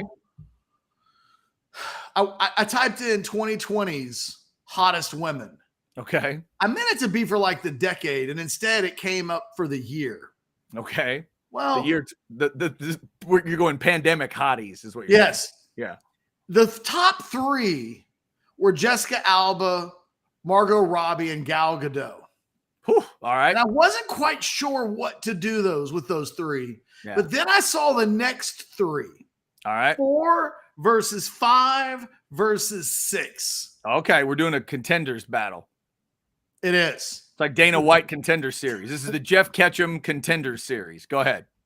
Triple threat match. Triple threat. Here we go. Natalie Portman. Number 4. Hotter than Megan Fox. Number 5. Ooh. Hotter than number 6, Jessica Biel. Oh my goodness. This is a good battle. It's a man's fight. This is an absolute tough decision. All right. So Portman hotter than Megan Fox. This is right now or whatever I think the prime is. It's your determination. All right. Keep in mind, Megan Fox has a toe thumb. You said, yeah, that's I'm not one of those that worries about these things, but I appreciate you bringing it up. And I'm sure just in case you needed to remember. So I'm sure MGK really appreciates that you brought it up too. Okay. So Natalie Portman hotter than, and then hotter than Jessica Biel. The Jessica Biel is an interesting ingredient. Yeah, I'm gonna have to sell because I'm gonna do it as now. I'm gonna do it as now, and I'm gonna sell and rearrange Beal and Fox. But I still think you're right on the front end there. I'm gonna assume Natalie Portman today to me would be hotter than the other two. Remember when Natalie Portman came to the Texas game about a dozen years ago in the leather jacket and the bustier? I guarantee you Chris Bennett just tweeted it out because you said it. He does it all the time. He does it on her birthday. He tweets it out on her birthday. Chris Bennett out in Washington State never forgets that. Yes, I remember it. She looked incredible. She's beautiful. I wonder what compelled her. Did she think that night, I'm going to be the hottest woman at DKR and I don't care who wins? Probably. It worked. I would think so. Because Chris Bennett is still posting that photo like 12 years later. Yeah, it's just like when Beyonce did the picture in an Ash jersey that she threw on? Like she knew, I'm going to be the hottest woman on earth today wearing a Texas jersey. Here I go. Let me ask you a question. Okay. If a guy's really into feet, right? Because these guys exist. These guys are like, let me see a picture of your feet. I have been accused of being that guy. I'm not, but I've been accused of it. Why were you accused of it? Because I told a story once about noticing a woman's feet at a meeting at work and whether or not I was allowed to tell her that I thought her feet were attractive. Okay, well, we're going to circle back to that. Not necessarily on the show. Definitely a story. Even if I've been told that story before, I kind of want to hear it again. Ask me during the watch along tomorrow. I might tell it to you. My question, I'm trying to imagine. We've worked with some of the same women before. I'm trying to like picture in my head, were there any feet that I ever noticed? If you're really into feet, yeah, does that make the toe thumb super attractive? Well, that's an interesting question. I have never thought of it. I am I'm not the kind that would let something like that thumb with Megan Fox or some of the others that have been connected to that sort of thing. It wouldn't make it unattractive to me, but you're bringing up the wild point. So the Rex Ryans of the world that are really into feet, if you tell them, hey man, her thumb looks like a toe. Yes. And then like instead of it being ew, the reaction is really. Like I wondered, does Rex Ryan look at a picture of Megan Fox and the rest of us have whatever thoughts we have, and Rex is like, by God, yeah, do I want to put her thumb in my mouth? And he's thinking, the Transformers movies really aren't that bad. I really she's fine in those movies. Don't get me wrong. Oh, she's incredible in that first one. Yeah, Matt has. Matt, Chad's a feet guy. That's been the rumor. If you ask certain coworkers, former coworkers of mine, they will tell you I'm a feet guy. They're convinced of it. They are convinced of it. I've gone out of my way to be the weird guy on the show today, and you overtook me in one set of buy or sell questions. It almost seems unfair how easily you pulled that off. Sometimes that honesty does get me into a little bit of trouble. All right, there is buy or sell for today. All right, Ketch, I know we're getting into some more Texas, Alabama talk. You talked about tapping out. We won't let you do that. Do you need a break? Do you need a breath? Do you need maybe 15 seconds of specs? Or do you need I want you to do a live read, and I'm going to go make myself a drink. What's that? Say it again. You do a live read. And while you're doing a live read, I'm going to go get a drink. The only problem with that is prime shrimp is what we got to deal with. And I can't do prime shrimp unless you really want me to. I can talk about them. Why can't you talk about them? You can't fake it like an orgasm? I could fake it. It's just I don't know a ton about the prime shrimp. But if he throws the prime shrimp on, then the shrimp on the Barbie. Come on, let's see it. Let's do it. Right. There it is. Okay. Prime shrimp. Use that promo code Orangebloods30. What that means is if you go to the Prime Shrimp website, is it primeshrimp.com? Yes. Just to double clarify. Yep. It is. I thought so, but I started second guessing myself because it's not actually on the screen. Go to primeshrimp.com. 30% off orders of 6+. And all I can tell you is people on Orangebloods hate everything. They get mad at everything. You make them an offer, they get mad. It's never enough. There's always a complaint. Never a complaint about prime shrimp. Their shrimp is so good. And the deal of 30% off of orders of 6+ is so good that none of those crazy loons have ever once complained about prime shrimp.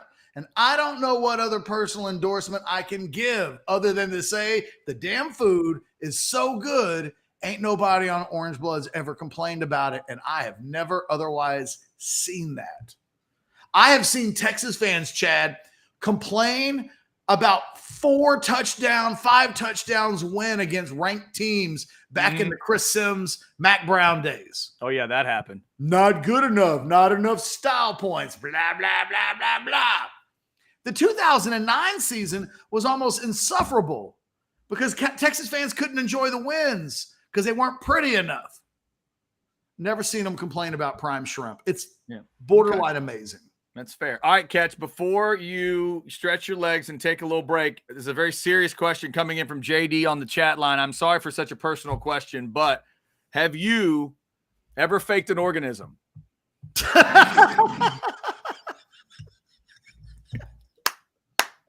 Whew, I barely got through that with a straight face, but when I saw the chat, I had to bring it up. I mean, whoo!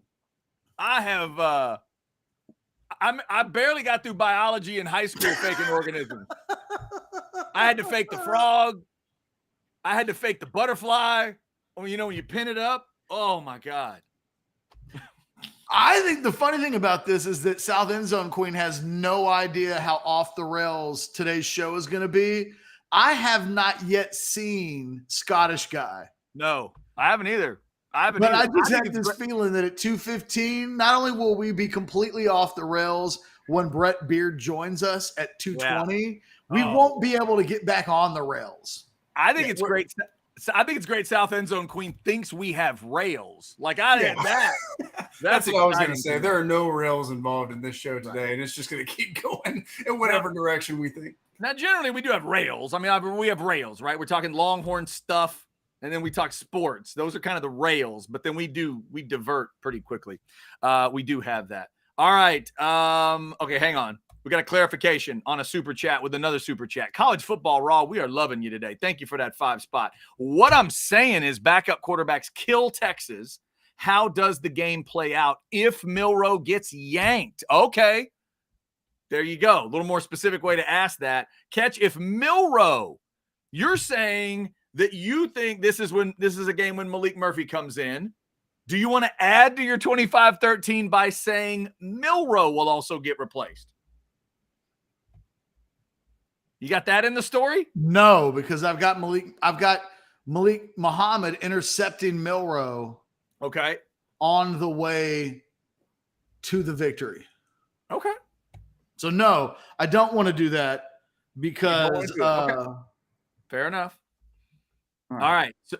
How about this one? Another super chat. $5. Thank you so much. From Matt. Tavondre Sweat, defensive MVP. 2.5 sacks. That'd do it. And a fumble. I'm assuming that means a fumble recovery, possibly, or causing the fumble. Or both. He's going to be a dog tomorrow. He's going to have to be Ketch. 93 better have a good game. Got to do it. Yeah, no, I mean, he's a key. Yeah. You don't win this game if he has a bad one. There's a lot of guys there. And by the way, I'm assuming that our guy Barry, that Daddy Sorrell, is already in T-Town. So he may not be watching the show today, but he knows it. I know it. You know it. The American people know it. 88's got to play well. 88's got to be playing well tomorrow. I'm a little disappointed that we haven't seen Barry this week. Well, I'm assuming he was getting travel plans ready. He's going to be there, right? I'm assuming. Yeah, but I think the Rice game happened, and Barry's like, I'm going to be quiet until my boy breaks out. Yeah, that's what I'd do. I mean, I understand it. If he was pretty excited last week, but then, Well, I think Barron's going to have a big game. Barron was great in this game last year. Yes. To me, this was Barron's breakout game. So I want to see it. I want Barry to come in and say the same thing that I am. Barron, 1.5 sacks tomorrow. Barron Sorrell, 1.5 sacks. There you go. By the way, I don't think we got this super chat in earlier. I'm so sorry. That's another 5 spot. Thank you, Brandon. Just an attaboy for Ketch because he flipped his pick. Ketch is gone from Bama wins the game to Texas wins 25-13. He's channeling some weird cowboy energy, and Texas fans, just let him go. Just let him go. All right. So, Ketch, once again, do you need a little break here, or do you want to just keep going? Let's take a break. Take a break. Quick break. You want a little recruiting vibe, or you mean like a Specs 15 break? No, I told you I want to go get something to drink. Okay. Blake, hit him with one of those recruiting flashbacks, and we will be right back talking Texas, Bama, and all that's on the line in Tuscaloosa tomorrow night. Don't move. This Orangebloods recruiting flashback takes a look at arguably the most high-profile recruitment in the history of the Texas football program, at least until Arch Manning came along. Yes, I'm talking about former Texas quarterback Chris Sims, who was the nation's #1 ranked prospect when he came out of New Jersey in 1999. Sims took a look around all over the nation early in his recruitment, visiting the likes of Ohio State and Penn State, before eventually setting on his top two. The two UTs, Texas and Tennessee, were his two finalists. After taking an official visit to Austin in the fall of 1998, the Longhorns appeared to be poised to land Sims, which partly helped steer Eli Manning, who also visited Texas in the fall of 1998, to Ole Miss. Yet, when Sims announced his decision on December 15th on the MSG network, he picked the Vols over the Longhorns. Matt Brown later admitted that the Texas coaching staff was shocked by the news. Quote, "I'm proud to be a Vol, and it's a good place for me," Sims said upon his announcement. "I'm a big fan of Coach Fulmer, and I think it fits me right. I feel so relieved, and I can finally get back to being a high schooler and enjoying myself." Yet, the truth of the matter is that Sims wasn't really relieved about the decision, and word got around quickly that he was wavering on his commitment to the Vols almost as soon as he made the announcement. I can remember talking to a Texas source on January 1st of 1999, just before the Longhorns played Mississippi State in the Cotton Bowl, that the Longhorns were going to flip Sims away from Tennessee. A few days following the New Year's Bowl game, Sims called Texas assistant coach Tim Brewster to tell him that he was having second thoughts. Less than 3 weeks later, Sims sat down with his parents, Diana and Phil, you might have heard of him, to reevaluate the decision. The next day, he called Tennessee head coach Phil Fulmer to deliver the news.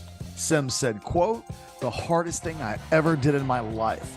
The first thing he said to me was, 'Chris, I'm down here in Alabama recruiting you the best receiver in the country,' end quote." One day later, Sims made things official by flipping his commitment to the Longhorns, which helped cement a #1 overall recruiting class for Brown and his coaching staff.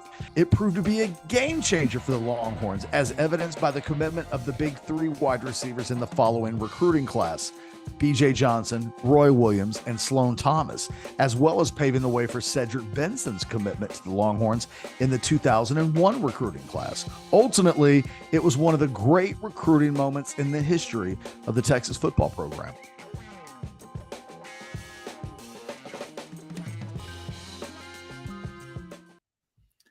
All right, we roll on with House Divided. Thanks to that 350 number in the chat. Been a lot of action on the Specs chat line today, all the way back to the beginning of the show. Heck, before the show, people were throwing in breakdowns. We appreciate you for that, and we appreciate Specs, wine, spirits, and finer foods for being who they are. Blake, can we throw them a little 15? Can we get them pumped up to go to Specs and get all stocked up for the game? I want you to do it. Ketch wants you to do it.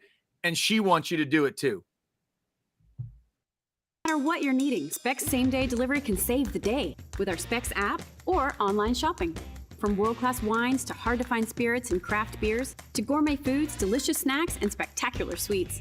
It's Specs. Cheers to savings. You know what it looks like she could handle? Busted sink. Something busts in the house. I don't think she's phased. She's been giving me that energy for years now. I want to get her and Barry Corbin on the show together. That's a weird combo, but yes, I'm in. I want the Queen of Specs and the King of Mighty Fine to join us, have a good time with it. I feel like we would need Barry Corbin on the show so that the Specs woman doesn't think we're weird. I think she's going to think we're weird one way or the other. I mean, you know. She's like, why am I doing this video with John Kitna and the guy from The Shield? Yes, exactly. She's going to go tell everybody, oh my God, I did a show with Michael Chiklis. It was incredible. All right. Thanks to Specs for sponsoring the chat line. We just had incredible stuff throughout today. And we're talking obviously a lot of Texas and Bama. Remember, watch along tomorrow. 6 o'clock is when Texas and Bama start. We will have been going for a while because we're also checking out A&M and Miami. So it is a House Divided watch along tomorrow on Orangebloods Live. So jump on in with us. And thank you to over 6,000 views last week for the watch along for Rice. Thank you so much for that. This one should get a little sillier for a lot of reasons. We'll get into that. But the games will obviously be close and crazy, and we'll have a lot of fun. So thanks to all of you who checked that out, and shout out to Pint House Pizza, Pint House Brewery for being the sponsor there. All right, Ketch. So as we get into this, we were talking earlier about the game and kind of the stakes. Here's my simple comment about the game. And Texas fans don't get to say this much, but I think it's pretty clear in this game, to me at least, I think Texas ultimately has more to win and Alabama has more to lose in this game. So I think there can be a freeness about Texas. I think they'll gain more from the win, and I don't think they'll lose as much in a loss. Would you agree? I kind of halfway agree with that. I think that I don't know that Alabama has anything to win. What are they? This is just a game for them. It's not the most important game of the season by any stretch of the imagination. I think they probably look like tilt their nose up to Texas. They're used to this. They're used to these teams looking at them as they think this is their shot. And to your point, Ketch, they've lost this game before and won it all. I mean, think about it. This game is you know what this game is? It's the exhibition bout between Apollo Creed and Drago. Mm-hmm. Okay. I don't think Drago can't lose. Bad metaphor or not? It's not bad. No, it's not bad. You're saying Drago went in as Bama, is what you're saying. A little bit, yeah. Yeah. I'm not liking the way the analogy plays out since Apollo died. I'm not saying that a Texas is Apollo. Okay. I'm not saying I'm just saying that you almost can't lose when you're put into that. It's a bad metaphor. Yeah. At the end of the day, they can't all be home runs. Sometimes they got to be bunt outs. You know, I just bunted out. Okay, let's go. Okay, you know what? Let's go to the end of the movie, though. At the end of that movie, I would say Rocky and Drago are Texas and Alabama. Rocky had way more to win, and Drago had way more to lose in the fight. It comes down to how the loser of this game loses the fight. Now, that's true, too. Because I think... But, okay, now, wait a second. I think the loser of this game wins if it's a badass game and the margin of victory for either team is below 4 points. Because they won't be punished for this game at the end of the year. Not if it's Bama. Not if it's Bama. Bama could lose by 1 on a last-second play, and their fans are going to lose their shit. Oh, no, things will burn. They're going to flip out. That's why I'm saying they have more to lose. If Texas loses by 2, their fans will be able to build on that. If Bama loses by 2, their fans are going to freak and call shows and say Saban should be fired. It will happen. I think they have more. That's where I think they have more to lose. I think there's more pressure cooked around Alabama in this game in a way where Texas needs to go in there, if they can, hair on fire, flipped out. That's the way I feel like all these teams that have done it, these 8 teams we've been talking about, there's an air about them. There's an attitude about them. Johnny and that crew went in and they didn't feel scared. That Ole Miss team, we've watched multiple Ole Miss teams pull it off. They never felt scared to me. That Burrow team certainly wasn't scared. They went in and fought them 46-41, and it didn't matter. So you got to have a certain attitude about it.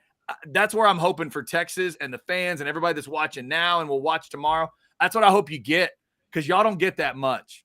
Y'all don't get that much. Texas has way too many games. Every game they play just about is all the pressure, the Mac Brown thing about you got to win every single game and all that. This is one where I think you can take a little bit of a breath, just play your ass off, and if you can find a way to get it, the reward is massive, and the reward is way more than what Bama would get out of a win. What about this, Chad?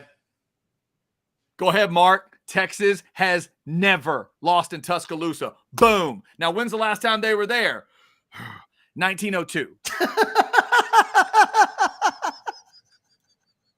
So, you're right. You're right. And it's just an insult to college football, and it's stupid-ass scheduling that's true. But you're right. Ride that out. I don't know if that's what I'd say to the players on the way to the field, Ketch. I don't know if that's what Sark needs to end the speech with, but he's not wrong. Guys, we want to hear it again. Who's your MVP for tomorrow night? If you haven't already told us, I don't know that South End Zone Queen gave us an MVP prediction with a reason. Let us hear it, Queen. I need to see that. I've seen her get after me a little bit today. I have not seen the official prediction yet. Yeah, and on top of that, let's just go through some players. You tell me whether or not you think they bow up tomorrow night and are part of the reason why Texas wins this game. Okay. Jonathan Brooks. If Texas wins, Brooks has to have a pretty good game. Yeah, maybe not a great game, but he's got to be noticeable. He's got to be in that stat sheet. It's got to look good. Couple big catches, I think, too, for a running back. Somebody's got to have those wheel routes and screens everybody's talking about. He's got to be part of that. Yes. By the way, I apologize, South End Zone Queen, for not seeing your prediction earlier. I can't scroll back. I will turn into the golden retriever at that point. And Chad will be trying to do a show with me. She's funny. She needs her own show is what South End Zone Queen needs. The real MVP is my shirt. Your shirt. That. That's her real MVP. You guys are going to be begging for me to wear this shirt on Monday. Uh-huh. Now, David throws us a chat. David throws us a chat, says MVP Malik Murphy. He's kind of going with you, Ketch, that thinks Murphy's going to be a part of this game. I like this one, too. Here's your MVP. How about this? Jalen Ford, 12 tackles and a turnover. That'll do it. It's exactly what I wanted to see. That will do it. Specific as possible. Yes. I think the thing that I like about my prediction is that I'm picking things in every quarter. Yeah, you are. Oh, now, wait a minute. Are you going to categorize now? You're going to tell us when these things will be happening? I already have. Okay, wait. I must have missed that part where you laid the timing out. Okay, so I'm sorry. You said Malik Murphy comes in the second quarter. When does Malik Muhammad have the pick six? That's fourth quarter? Okay. The Longhorns are going to be up 17-13. Uh-huh. 3 minutes and 48 seconds left in the game. Oh, dear Lord. Alabama's driving for the go-ahead touchdown. Uh-huh. Malik Muhammad, pick six, takes it back to the house. At that point, makes the score 23-13. No reason to go for two. And Sark goes for two. No reason to go for two there. He does anyway. That's insane. He does it because he has a special 2-point conversion play. He hasn't had a chance to use. I will throw my electric jellyfish can at my television if he does that. That would be dumb. If he goes up 12, then they need 2 touchdowns to win and not a touchdown, a 2-point conversion, and a field goal. Brother. Uber aggressive.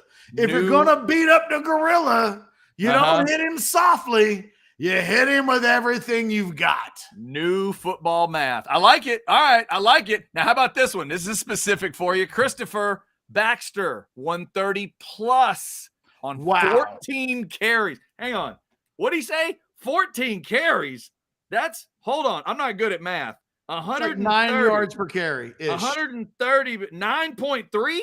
He's at 9 to 9.5 yards a carry? Well, the question becomes, if Christopher's right, where does that rank all time on freshman running back performances in the history of the program? You got Ricky at A&M. Yeah. Butch Hadnot had a few big games in 1990. Did Ricky get up to that number in that Aggie game? Was it that high? Oh, Ricky had himself a game. At the box. I know he had a good game. I mean, he went over 100. Was it 130 plus? I'm going to look it up. Yeah. That was like 7 seconds, long enough for me to look it up. No, it's a good point. That's a great question. So Ketch is going back to search that 95 barroom brawl game, last Southwest Conference game between the house divided schools and set your over and under for what you think Ricky had that day. What, you want me to set the over and under? Yeah, I want to see how close you are to the actual number. I'll say I would set the over under at like 118.5. He had 24 carries that day. Yeah. Let me put it to you like this. Sean Mitchell rushed for 89 that day. Okay. Ricky went for $163 and 2 touchdowns. Damn. I'm sorry, Rick. My bad. I am so sorry. Wow. I did not remember 163. They ran for 246 in College Station. That sounds important. No wonder a riot broke out on the field after that game was over with. Most physical football game I've ever seen live in my life. So I tried to get Bryant Westbrook on the show today. Yeah, it probably will be when I die. By the way, too. Shout out to Bryant Westbrook out there in YouTube land. Brian said he'll do the show. He's traveling.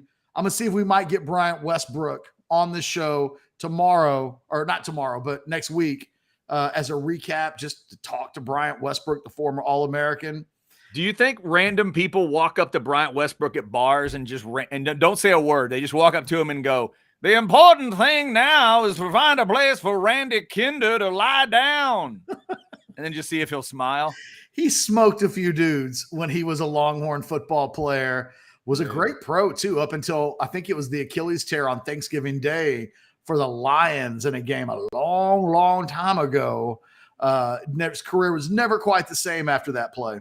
Yep, no doubt. Like I always say, I think Aggies have an easy choice on their biggest and best hit ever. Longhorns a little more difficult, but if you're not talking Bryant Westbrook, you're not having the right discussion. He's got two that have to be considered as the biggest, best, badass hit you've ever seen.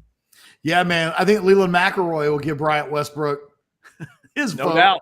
And right. Randy Kinder will as well. Right. It's those two. I mean, it's those two. They're massive. And they're in that same era, and they're in this such an important era, and they're in these historic kind of games. And it wasn't like, he didn't do it to just anybody.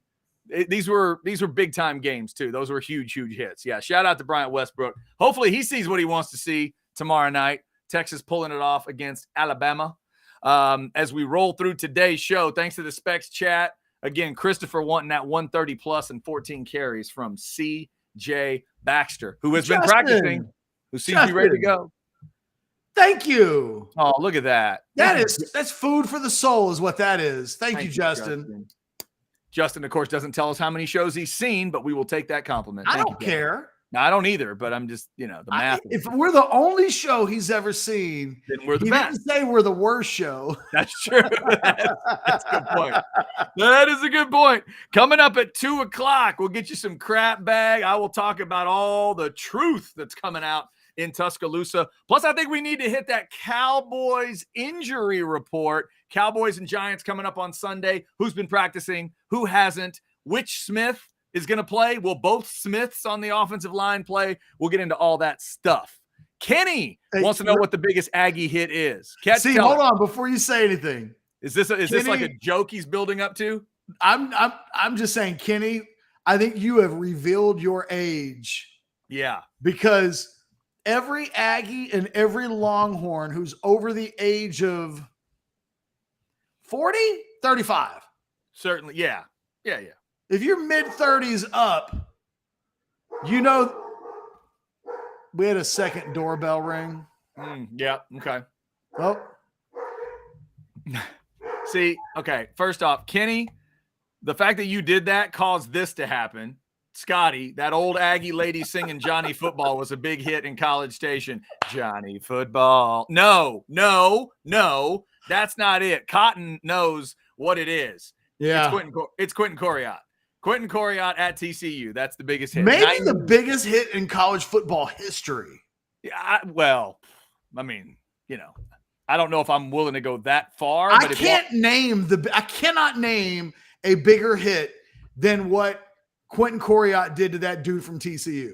If y'all would like to have that discussion, please feel free. I'm obviously biased on that one, but yes, it was an incredible moment. I was there live to witness it at Amon Carter. I will never forget it. That's the one, easily. They play it on the Jumbotron every Aggie game at least once, if not twice or three times. And the crowd goes, ooh, every time. No matter how many times you've seen it. It's that big a deal. Plus, Ketch, have I told you the story, the weird personal story I got from that hit later on in my life? Did I ever tell you the story? Maybe. I met a girl in 2007 on a Longhorn women's basketball trip. And we became friends, and we're talking, and she tells me she's dating this guy. And she's like, blah, blah, blah, I'm dating this guy, and it's going really well. She tells me the guy's name is Kyle.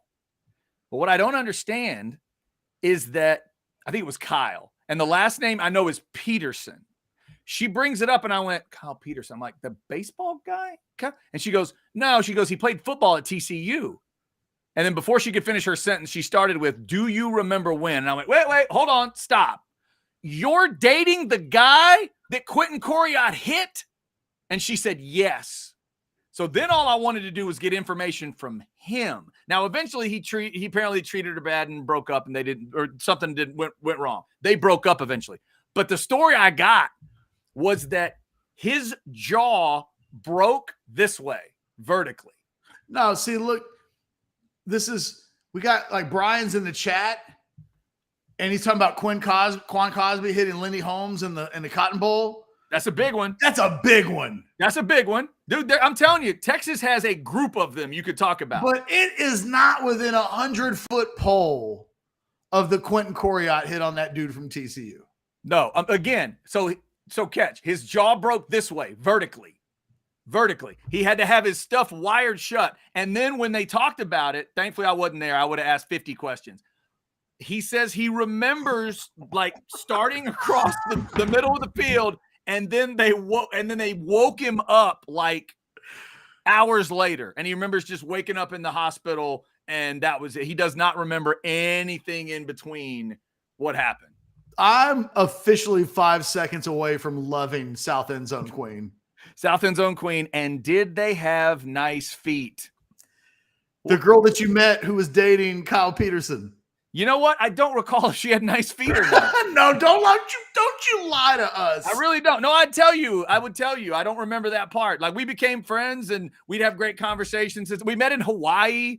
It would have been like a cool romantic story, except I was already married and everything. But she was really cool. And she was dating a dude with no face. Right. I was married. She was dating people. So yeah, it wasn't going to work out there, but I don't remember the feet. I really don't. Kyle McPherson. Thank you. Sorry. My bad. Did I say Peterson? Kyle Peterson. Kyle Peterson is the baseball guy. Kyle McPherson is the TCU guy. Thank you. I'm so sorry. Put some respect on that man's face. He got his jaw broke after all. Dude. And they did carry 3 TCU guys out of that stadium that night, like on stretchers. Dude, it was a brute. I saw the play when it happened, and it is one of those moments that I've just never forget it. I literally thought he killed that dude. Yeah, I was sitting 20 rows from the top.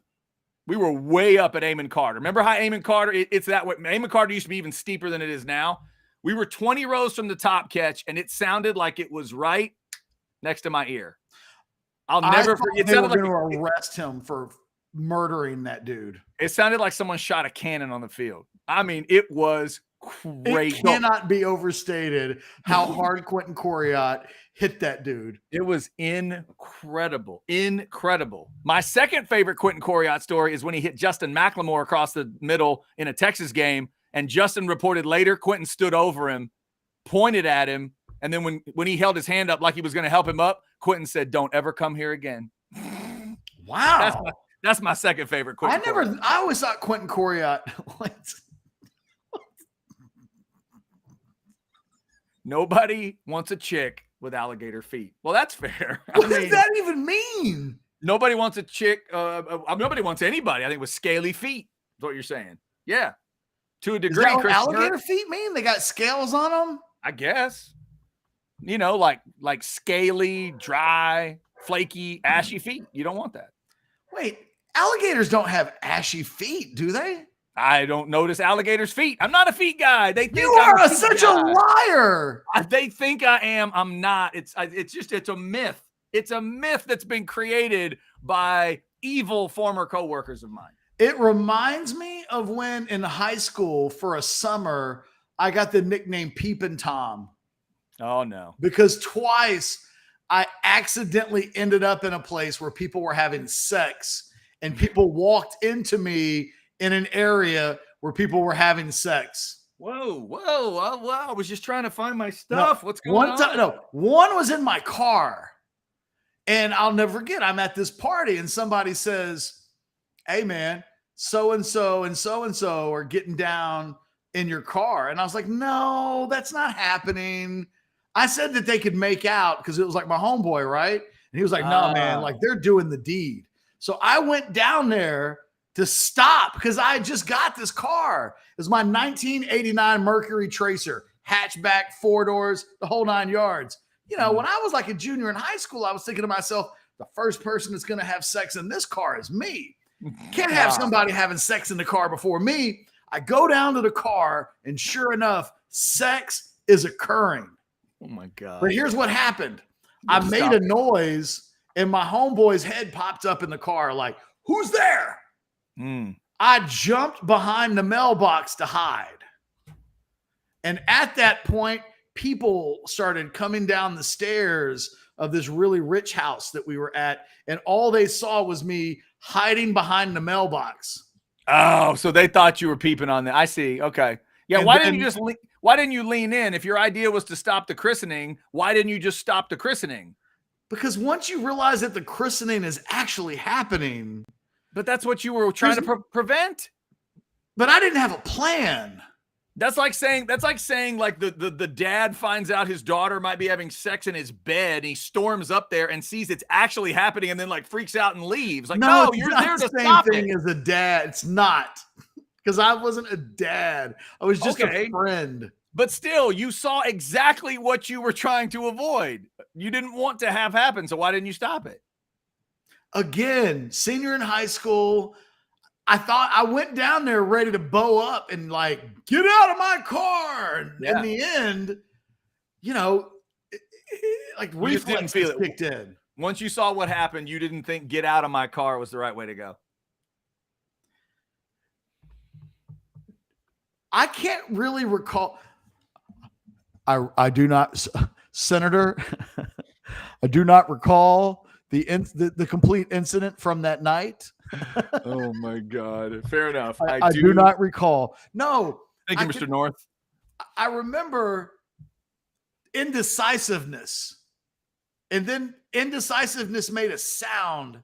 And when I almost said his name out loud. Yeah, don't do that. When he popped his head up, my instincts were just to get down. Yeah. That's another thing. Ketch looks like I really am like a father at that point. Like, yeah, that's another thing Ketch will do over the years when he starts to tell the story. He'll say, now look, I'm going to protect all the names, but Billy was like, whoa, don't do the. I almost said Chris's name. See? Right there. It happens every time. My God, I'm glad I didn't know you when we were in high school. Good grief. Oh yeah, no, I totally would have dimed you out. Okay. Paxton has a theory. It's almost the top of the 2 o'clock hour. Paxton says, Ketch, Chad, y'all's wives are putting y'all in the dog house tonight. I don't have a dog. I already live in I have 3 dogs. Trust me. I already live in a dog house. Yeah, that's fair. That is fair. Every time the doorbell rings, you hear the dog house. Yeah. Let's let everybody know. We've got Crap Bag coming up. It's a college football NFL edition of Crap Bag. Mm-hmm. That is true. We've got Scottish Guy at 2:15. Yep. Is it as off the rails as I hope it's going to be? I can't guarantee these things. But, Blake, pop in real quick. Blake would know. Blake has seen and heard everything. On a scale of 1 to 10, today's Scottish Guy is. Are we ranking it as compared to our regular show or toward regular Scottish guys? Because it's like regular Scottish guys. That's a fair okay. I'd say it's maybe a 7, 6 or a 7. Okay. Damn. Okay. Well, so it won't be that great apparently. Oh, it's going to be still great. Going to have it at 2:15. It's going to be great. It's like his confidence in Quinn Ewers, apparently. I'm more confident in the Scottish guy than I am in Quinn Ewers. That's okay. All right. There you go. Scottish guy will hit some deep balls. A little more. He thinks Scottish Guy can hit the deep ball. Okay. Fair and then enough. we've got Brett Beard coming up at 2:20. Yes. God help him, because he's going to log on right as the Scottish Guy is finishing up. And, you know, I never know what to tell people who arrive when the Scottish Guy is playing. Yeah, no, we'll hope that Brett enters after the Scottish guy's done. Oh my God. Brett Beard from the Boomo Bug Show. He's also a Bolitnikoff Award voter, according to his Twitter page, Ketch. So I think it's fair for us to ask him if Xavier Worthy's on his radar. You know, that's a great he's a Bolitnikoff question. voter. Oh, Yeah, let's see if he's on the radar yet. At Brett Beard on Twitter, if you want to give him a follow. And Beard is Beaird. Interesting spelling. And trust us, you're going to love this SEC accent. And he does follow Bama very closely. They follow a lot of different teams. I was looking at some of the stuff today. They follow Bama and Auburn very, very closely. So we'll get a good thought on Alabama coming up. So we have hit the 2 o'clock mark. Are you ready for some crap bag, Ketch? Are you ready? The thing is, Google Scholar is mad at Blake over a comment that Blake didn't put up. He's like, show my comment, Blake. Come you on, coward. Yeah, Blake. We're not going to put it up. Nope. Because he's demanding it and calling me a coward. Nope. Oh, no, fair enough. See, there you go. There it is. I was going to put it. I was just about to put it up. Well, So you what's gotta the comment? Because I'm looking back. This is what South End Zone Queen was said earlier. She's this like, is the comment. Oh, that's I got it. He's calling it a Texas State shirt. Texas State. Well, don't you Which have I a Texas disagree State with. shirt? Can't you just put one on real quick? And then I was you and gonna I say, can be do you- side by side, and then we can do that determination. I still have. I don't know that I got Texas enough State out of the gear, bit. I paid $80 for the 3 shirts. Now, wait a second, Blake. Let me make sure I understand this. Your team just went to Waco. It's not Alabama. Your team just went to Waco and overcame a 26.5 point spread, upset Baylor, and you don't have a Texas State shirt nearby? Maybe not nearby. Let me see. I never realized that OU was this red looking. Yeah. No, I think you're safe on all counts. I don't think you are wearing either Oklahoma, A&M, or Bama. You certainly aren't wearing maroon. Yeah, no, you're not wearing It's not that. close to that. Okay, there it is. There's Texas State. Let's see. It's too dark. Yeah, it's too dark. I agree. Yeah, it's just like the A&M thing. Texas State is closer to A&M in terms of Texas State and A&M are more similar, and then OU and Bama are similar, but none of the 4 look like your shirt to me. No, I agree. Just saying. Cotton thinks he's got it figured out. Honestly, your shirt today is just getting me nostalgic because when I was young, I feel like my dad had a robe that was about that color. So it's a very comforting feeling for me. It just reminds me of weekends hanging out and being comfortable. Cotton, I don't know if that's right, but I'll go with it. Cayenne. Like the pepper? Could be. No By idea. the way, Paxton, it's not Arkansas. We already did that taste test. Nope, not Arkansas. We tried it. We We looked held at up it. helmets. We've done it all. We did. We looked at it.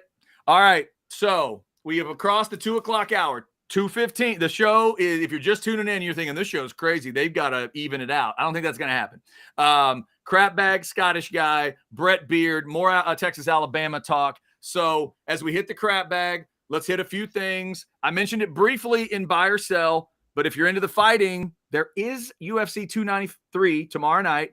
Israel Adesanya defends the belt, and then that heavyweight co-main is kind of nice with Tai Tuivasa in it, the dude with the crazy tattoo that does the shoeies. You know, you pour the beer into the shoe and you drink it. That guy, he's in the co-main. So ESPN Plus tomorrow night for that. Also, Ketch, literally getting started right now at the U.S. Open is our man Ben Shelton trying to figure out Novak Djokovic. Oh, God. All right, that is happening. They are just about to get on court.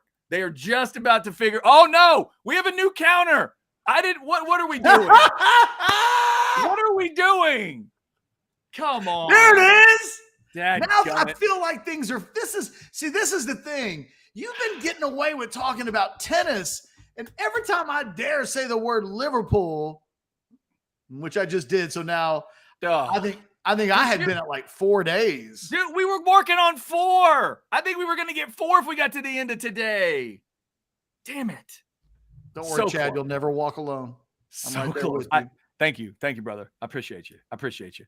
Ben Shelton and Djokovic will get on court. Alcaraz tonight. Alcaraz Medvedev could be a hell of a match if you're into your tennis, 6 o'clock or so. And Coco Gauff, congratulations. She's in the women's final at 3 o'clock tomorrow, which means none of us will watch it. But go get her, Coco. Go get her. You know, in don't think for a second New that York. Chad's not going to give score updates in the middle of the A&M Miami watch along. He'll Nope. do it. Nope, Coco, you're on your own. Sorry. Wait a minute. You've been giving U.S. Open women updates for 2 weeks. Yeah, but And the then we Aggies get weren't to playing. the final and it's off your radar? The Aggies will be playing at that exact moment. Now, look, if the Aggies are like in a parade, maybe. If the Aggies are killing Miami, maybe. But Are you otherwise, gonna no. At like the end of the third quarter, are you going to do that lean thing? Are you going to, yeah, whatever it is that they do? I like how you just turned every Aggie into Frankenstein while they're doing the war hymn. What in the world? No, I will not do war hymns or yell practices or anything like that. That will not happen. If you did. That will not happen on Orangebloods Live. Unless you know, it. I want to see if A&M wins tomorrow, you and Wendy and the newly minted 17-year-old daughter. The three of you together. Where's Dad gonna be tomorrow? Doc Hastings? Yeah. Doc Hastings is going to be out in Cisco at the house where we were doing the shows. I'm actually going to be here by myself because the girls are going to celebrate her birthday and my father-in-law's birthday in Sugarland. So they're not even going to be here. It's going to have to be me and the dog swaying. We'll get you a me and the dog. Me and Peekaboo, we will get you the sway if A&M wins. How about that? You have to do you have to get Doc on FaceTime tomorrow. And you guys have to celebrate in the watch along if it goes well. All right, we'll do that. We'll get that done if the Aggies can get it done. And by the way, since we're speaking of that, that's the other thing I want to mention in the crap bag today. Tomorrow, I've been talking about the truth coming to Tuscaloosa for Texas. The truth will be there. We're going to find out all kinds of good stuff, and it's true. And there's truth for A&M as well because they've both got to go pull off the road thing. I want to stop talking about it, but I'm going to say it one more time. 4-12 combined the last 2 years on the road for Sark and Jimbo. Jimbo, it's 1-6. He's got to get that done. Otherwise, the same comments will keep being made about A&M. And for Sark, the truth is going to be there, and we just got to find out where this team is. But here's the other truth about tomorrow, Ketch. I'm going to be honest. Shout out to the dudes, all the men and women at Pine House. I love me some Pine House pizza. I have Pine House pizza in the house, ready to go. By the way, I had a cold piece of it last night, I think it was. Ketch. You know how sometimes pizza's perfect cold? It is perfect cold. That Pine House Cannonball was awesome cold. But I've got some Cannonball and another kind ready to roll. I'm going to have that. I'm going to also have some of the Pine House beer. Now, I have a pretty low tolerance when it comes to beer. Because for years and years and years, I was pushing Coors Light on the people. Because I love my Coors Light, but Coors Light's like 4.2. Coors Light is light. The Jellyfish is like 6.5. One of the other beers I got is like a 6.6. This Scorpion Disco thing they've got going on. Pretty tasty. So I'm just what do? They just pour vodka in it? How do you make it go from 4.4 to 6.6? I'm just telling it's the ABV. The alcohol by volume goes up the more, serious, thick beer you get into. Isn't that the best thing about the state of Texas versus the state of Oklahoma? They drink some weak-ass beer. Exactly. Oh, like they're afraid of it. It's one of the many things we will mention in October. But yes, you're absolutely right. So what I'm telling the people, Ketch, and we've done a little on the radio sometimes where I'll drink a little and people ask questions and I'll tell them the truth. Tomorrow might be the real serious truth. Because if I start going on some Jellyfish, especially if the Aggies aren't playing well, y'all might be able to throw something on the chat. And I don't know what I'm going to admit. Ketch, if you've ever wanted to know something tomorrow from me, tomorrow's your day. Because I'm going to be loose when it comes to that particular discussion. The language might get looser. The content might get a little looser. I'm just warning everybody now. The truth is coming in more ways than one tomorrow. There it is. Who is it? I don't know what's being said here. All right, Google Scholar, $4.99 on the super chat. Tayavasa KO Derek Lewis, who I went to high school with, Cy Springs, class of 04. Yes. When did that happen? Knocking kids out back then, too. It was pretty much every weekend. Interesting. Hey, I have something I know that you're going to want to hear. Tuivasa did knock out Derek Lewis, the Black Beast. Shout out to Derek Lewis. We need to get him on the show. That's a great interview. We need to do that. Not the UFC fighter. Yes, Derek Lewis. Okay. I thought you might have been talking Texas tight end Derek Lewis. Oh, no, the different Derek Lewis. Yeah, he's saying Tuivasa did knock Derek Lewis out, and Tuivasa is fighting this weekend. Oh. Thank you, I thought we were still talking about a hit that was bigger than no. Coriat's. And so I was just completely confused. No, I don't think so. I think Google Scholar is saying he went to school with Derek Lewis. So All he's right. just shouting out the black Earlier people. today, you asked me, Ketch, do you have a password to The Athletic? I did ask you that. At which point I was like, yeah. And then nothing ever happened from there. If you said something, I'm looking right now just to double check. No, I kept I said yes. And that was the end of the conversation. Yes, I kept meaning to ask you because I saw this article that Max Olson threw out about Xavier Worthy, and I wanted to read it. And like, I don't have an Athletic deal. Maybe Ketch does, so I can be cheap because that's me. And so that's where I left it. But that's why I asked you, because I wanted to read I'm looking at this article right now. Okay. It says that he played 6 games last season with a broken hand. Good grief. Half of the regular season. And he didn't score a touchdown in the final 4 games of the season. Yeah. I mean, it almost, you can feel the numbers. Yeah, those not an numbers line up. He had 9 touchdowns in 6. He scored a touchdown in 6 consecutive games. 9 total in those 6 games. Yeah. And it sounds like the injury occurred with right at the tail end of that streak. And then, of course, he doesn't score a touchdown in the final 4 games of the season. Wow. I didn't mean to interrupt you, but I literally came across that, and it occurred to me, that's why Chad wanted my password. I mean, I'll just let you have it next time. Make sure that you hit that when your computer asks if you want to save the password. Make sure you save it so you don't ever have to ask me again. There you go. All right. Well, I appreciate that. One of the other items here, we talked a little Chiefs and Lions earlier. Obviously, NFL gets cranked up this weekend. Hope everybody has a great NFL Sunday. Hope your fantasy teams do well and all that good stuff. Cowboys and Giants, Ketch. Here's your updated Cowboys injury stuff. Are you ready? I don't know that I'm ready. I never know if I'm ready. All right, here we go, because we don't know anything about this team. Tyron Smith, limited in practice with an ankle. Shocker. That poor bastard, when he's 60 trying to get out of bed, my God. Tyron Smith, Sam Williams, good news, full participation. Good job. Got a foot he's dealing with. Now, Tyler Smith has been out of practice with a hamstring, although he is describing the situation as very optimistic that he's going to be able to play against the Giants. So watch that. Smith and Smith are going to be a big part of it. Defensively, Donovan Wilson has been out of practice with a calf injury, so keep an eye on whether he plays or not. And Jordan Lewis is back at practice, full practice this week. He has a foot injury that he has been dealing with. Cowboys, Giants, they have withheld so much, Ketch. I do not know truly what to expect, but if this team is going to be a wild card team, playoff run, maybe challenge the Eagles for the division, man, they got to start off with a win here. You got Aaron Rodgers coming to town in week 2. They should be able to beat Arizona in that 3rd game, but this one just feels like one of those. It's like, I know it's on the road. I get it. And the Giants have made a couple of tweaks that are pretty good. I'm a little nervous they got Waller at tight end, but Cowboys need to go win this game, period. By the way, Darwin, I like Sergio. Sergio had a few hits. The hit on Kingsbury's up there, but it's still not Quentin Coriat. Was Sergio's hit on Kingsbury or was it on Potts?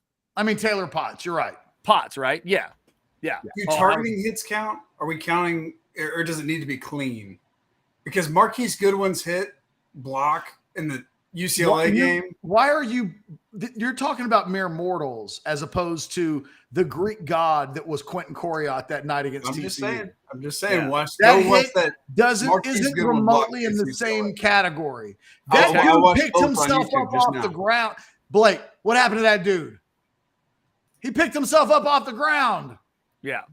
They scraped this Kyle dude off the ground on a stretcher. He woke up in the hospital. I think they did the same thing for this UCLA guy. Let me see. He woke up in the hospital hours later with his jaw wired shut because it had broken vertically. That's what happened. I'm just saying, none of these hits. I wish Texas had a version of the Quentin Coriat hit. I stood on the sidelines the day that Tony Brackens wiped out the kicker from Texas Tech. I saw that. That was a hell of a hit, man. I saw it from 15 feet away. That was a hell of a hit. Both Westbrooks that we've talked about were massive hits. And I will give those two receivers credit, man. I thought the Goodwin and Cosby blocks are monster plays. They are. They are. They're not Coriat, but they're not what Quentin Coriat did to that dude from TCU. The most badass thing about the Coriat hit is him standing over him right at the end, right? Yeah. It's the whole thing. Because for that era and that time frame, I don't know that anybody made the A&M football uniform look any cooler than Quentin Coriat did. Like, he just looked. That's fair. He looked like and it was kind of like what Tony Brackens did for that Texas gear. That's what I always thought of Tony. Like, he made it look so imposing. Like, he just looked like a monster that had been created for a movie at that point. I hate that all these hits are like 20, 30 years old. I mean, even the Quan Cosby hit, you got to go back to 2008. Can we get somebody murdered tomorrow? Come on, in man. Tuscaloosa? Do you have to say it that way? Couldn't you just say, I want a big hit? No, because that's not enough. I know you've talked about murder ball, but we don't actually want people like murdered. No, it's a metaphor. I don't want somebody. I don't want a Texas player charged with a crime and arrested tomorrow night. You're calling for a stretcher. You're going like wrestling fan. Boom, boom, boom. We want stretchers. We want stretchers. It feels awful to say. Yeah. But all right. Hey, kind of. All right. It is 2:16. We're a minute past. Are you ready? I'm ready. I have no idea if we're ready, but let's go. So maybe Brett Beard doesn't have to see the end of it. Let's go. Scottish guy getting ready for Texas and Bama. Duck.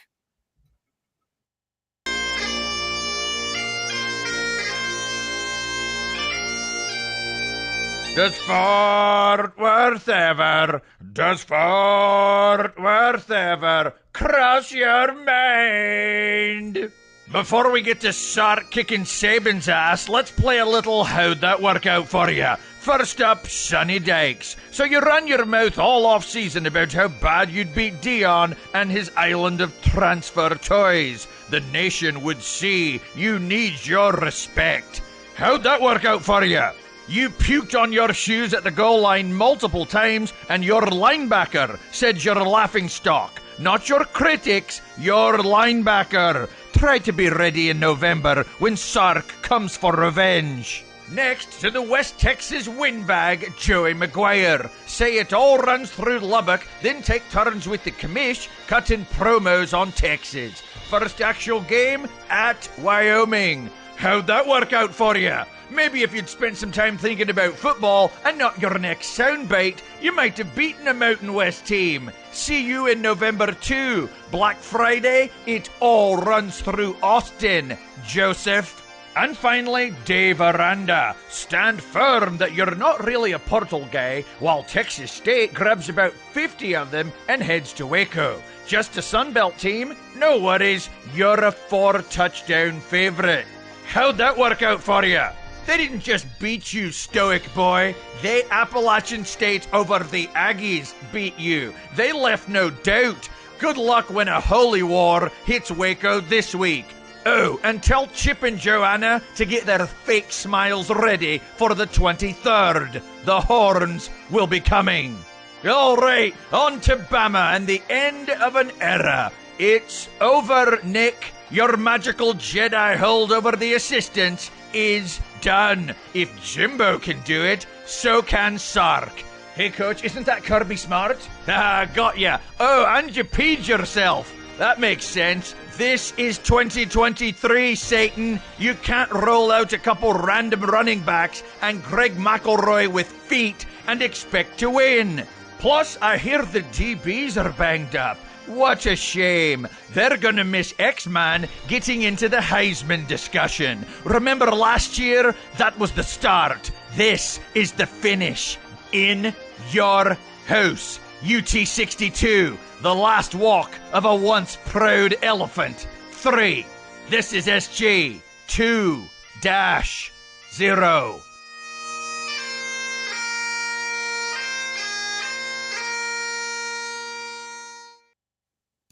I'm fired up. That Bama scene with the bagpipes, there's just something about it. There's just something about it. Ketch, would you agree? Was that a 6 or 7? Is that more than your viewers' confidence? Where are you?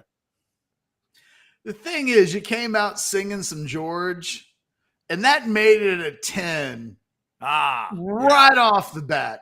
The Scottish guy singing "Does Fort Worth Ever Cross Your Mind?" You ruined the weekend for me because it just can't get better than that. Somebody chatted, I never knew the Scottish guy was Santa Claus. I do love that image that Blake has found. That was fantastic. Fantastic. All right. There you go. Every Friday at 2:15, we'll mess around a little bit with the Scottish guy. We are waiting for Brett Beard. Let me double check my phone, make sure, because I sent him the link, Ketch. I know I did. Hang on, let's see. Hey guys, I've got one more hit. This is from my pops. All right. Okay. Richard Peavy on Marcus Dupree. Richard Peavy on Marcus Dupree. Ended Marcus Dupree's career. That was a pretty rough one. If you've seen the 30 for 30 on Marcus Dupree. Ooh, yeah, that had to be big. I'm not familiar with that one, but I think that was probably big. All right, Ketch, I think we might be ready to go.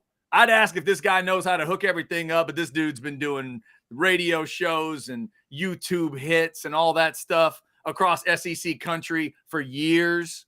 But he hasn't done it with us for like a dozen years. No, we have not talked to him in a long time, and we've never done the face-to-face talk with him. I'm looking forward to this. Here we go. Let's talk to Brett Beard of the Boomo Bug Show. He is a Bolitnikoff voter. We got to talk to him about that. Mr. Beard, thank you so much for your time. I know it's a busy week. How you doing, brother? Hey, guys, it is great to talk to you again. Has it been 12 years, really?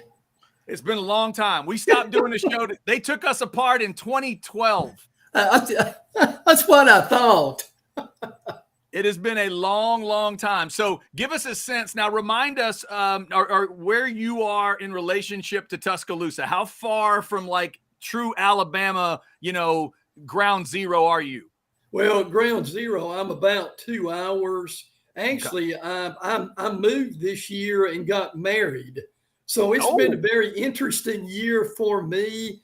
I lived in Madison, Huntsville for 40-something years, and then in March, moved to Muscle Shoals, married a beautiful lady, and I live 2 hours from Tuscaloosa. Listen, I may be 2 hours as the crow flies, but listen, on our show this week with callers and guests, normally every subject, number one, is what do you think about Alabama and Texas?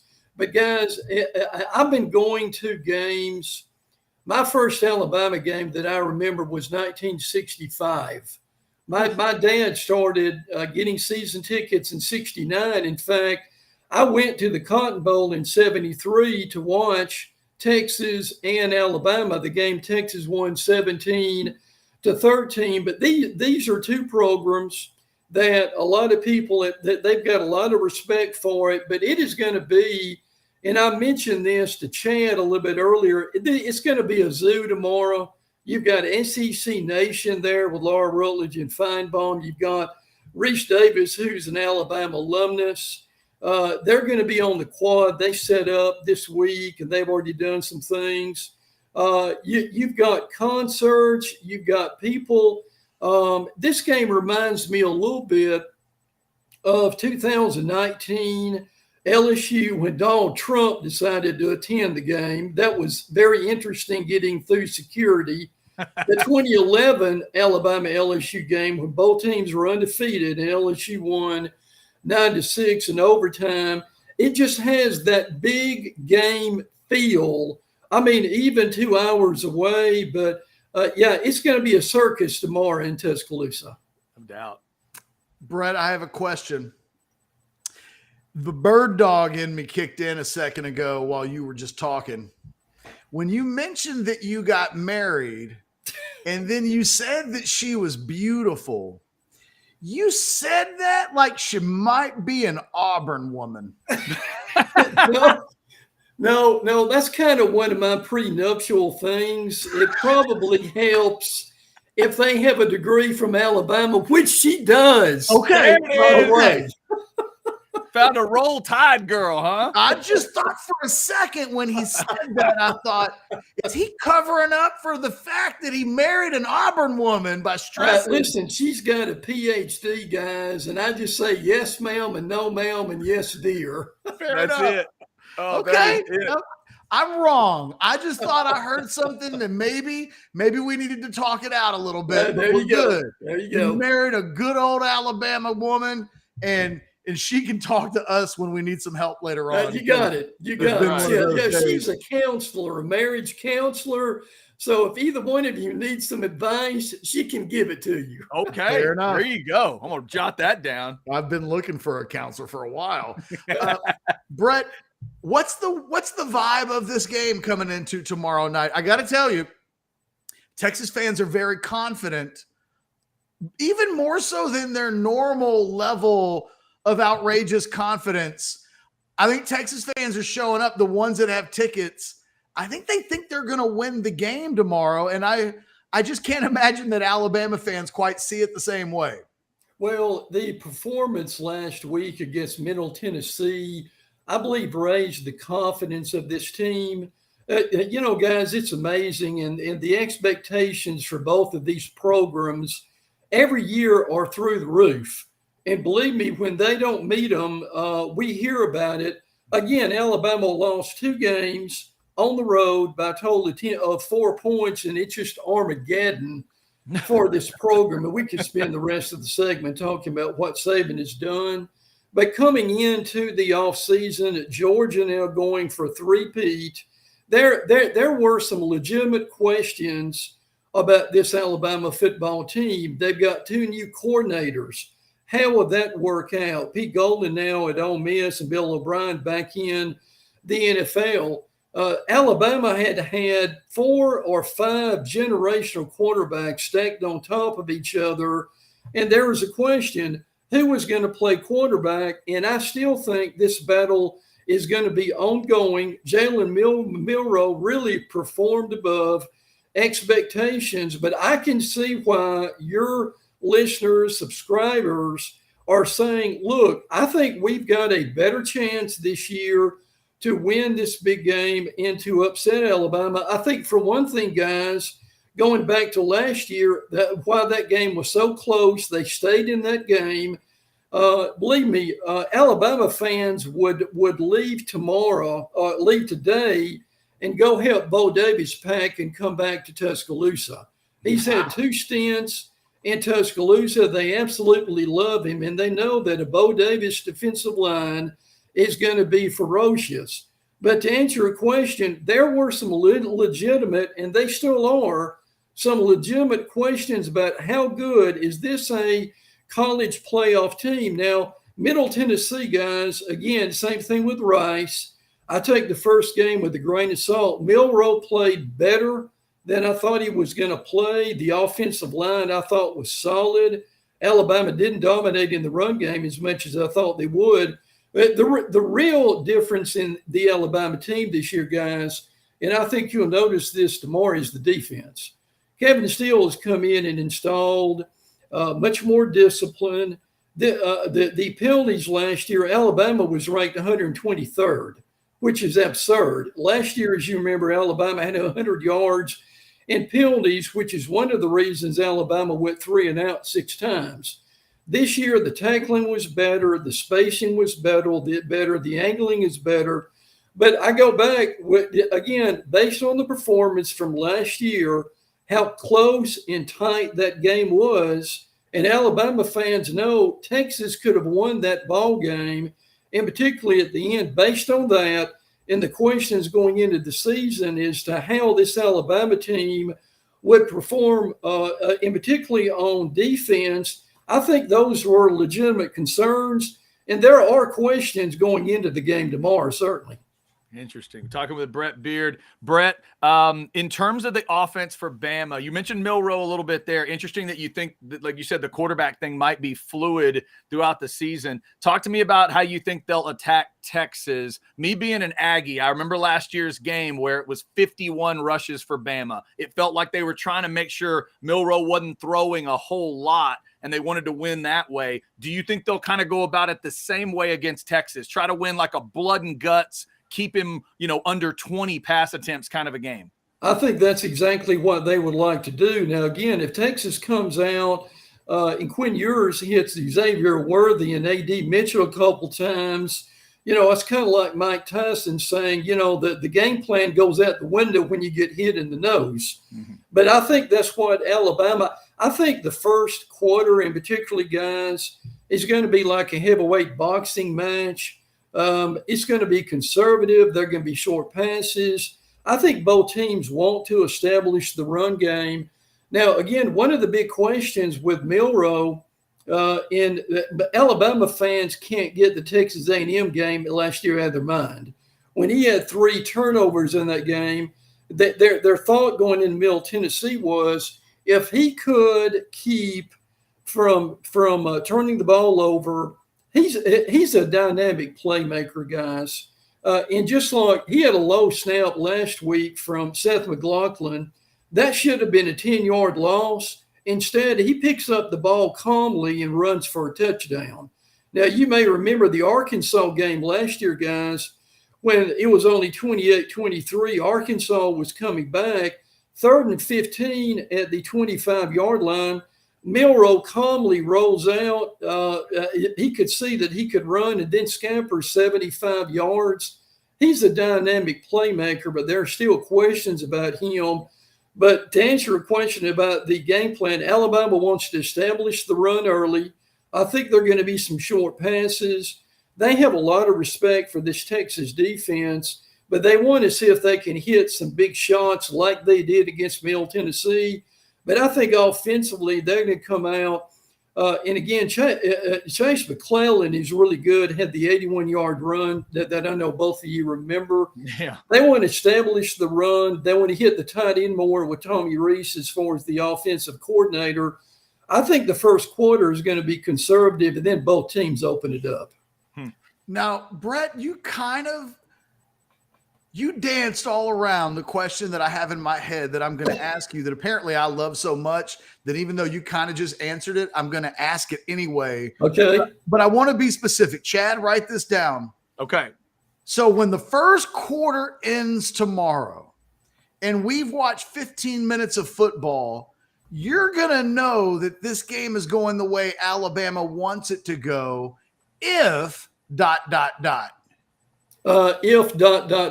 Alabama is able to establish the running game, control the clock, get the ball out to the tight ends, and they will eventually take some shots. Guys, that's another reason, and you brought it up a little bit earlier about Texas having the confidence to win this game. I'll be perfectly honest with you. Texas has better receivers than Alabama does. Now, again, Alabama had generational receivers on top of each other like they did quarterbacks. Again, Devontae Smith, Judy Ruggs, and you go on, Mitchie, et cetera, and J-Mo. But Texas, in my opinion, has got better receivers. Now, Alabama has got solid receivers, but they don't have the big home run threats yet. They're trying to develop that. But at the end of the first quarter, to answer your question, if Alabama has run for 60 yards, they've controlled the ball, they've hit some tight end passes, they've been able to go downfield at least once to hit a big shot, I think Alabama is going to be more confident. Hey, Brett, just as a follow-up to that, talking about the Texas wide receivers, I'm actually looking at, before you came on, an article from The Athletic where Max Olson's writing a story about Xavier Worthy. Yeah. And in the article, he talks about that once he made the decision to leave Alabama, that he was just going to go wherever Sark was. And there's a world out there where the Texas job doesn't open up, and maybe Steve Sarkisian is still the offensive coordinator for a couple of extra years, and Xavier Worthy's playing for Alabama. Was Alabama and Xavier Worthy? Because the receivers last year, to me, let Bryce Young down so many times. No question. No I question. mean, they just weren't at the level of what we've seen Alabama have in the past. Had Xavier Worthy been on that Alabama team a year ago, is Alabama playing for a national championship against Georgia? Listen, I think you bring up a great point. There's no doubt that they would have had a greater chance to get there. Now, again, I give credit to LSU going for that 2-point conversion, but Alabama's defense let them down. But that was a real recruiting battle. We followed that closely. I think Xavier Worthy is one of the best wide receivers in the country. And again, the question we've talked about all week long, Alabama's got a couple of injuries as far as Jalen Key, the transfer from UAB, Malachi Moore, who I saw limp off the field. Are they going to play? And Trey Amos, the transfer, came in and played well. Christian Story is another one. But you bring up a good point. If Alabama now, Jacoby Brooks, who played really well last year, but it came on toward the end of the year. But Alabama didn't have that Devontae Smith or Jamo Williams or Mechie. If Alabama would have had Worthy last year, you bring up a good point. He would have been key late in games and making big plays. I don't think there's any question that Alabama would have had a better chance to make the playoffs. Interesting. Brett, let's dig in a little bit on the receivers, because I mentioned you're a Biletnikoff voter, correct? Right. So you're kind of trained to watch that position very closely. And so let me make sure I get the parameters right. I know we start with 80 or 90 guys and the semifinalists. Literally. 15 or so. But in the end, the finalist list is what, 3 or 5? Yeah, the finalist list. Yeah, you're right. They basically begin narrowing it down in November. Okay. And they make, what I call cuts. Right. And they go basically from 15 to 10 to 5 and then to 3. Okay. So give me a sense as you look at these two groups. You just said you think Texas has better receivers overall. Give me an idea with what you'll see tomorrow. How many of those Texas guys and how many of the Bama guys do you think you'll come out of it going, okay, I need to watch this group as the season goes on? Guys, I think both receiving units have got a chance to have a great year. Obviously, yours has got more experience than Milroe, but Milroe showed that he could hit the home run threat. Again, Alabama's going to utilize the tight end even more. I think that's going to be my number one key to the game is going to be the Alabama offensive line being able to block the Texas defensive front, again, coached by that to me is going to be the key. Texas, to me, have got more game breakers. Alabama's got, again, guys, to get pressure on the quarterback. They've got this cheetah package that works well. Dallas Turner is certainly one of them. I think their defensive line is going to be better. But I think both sets of receivers could have big days. That's going to be one of the keys to the game is which receiving unit.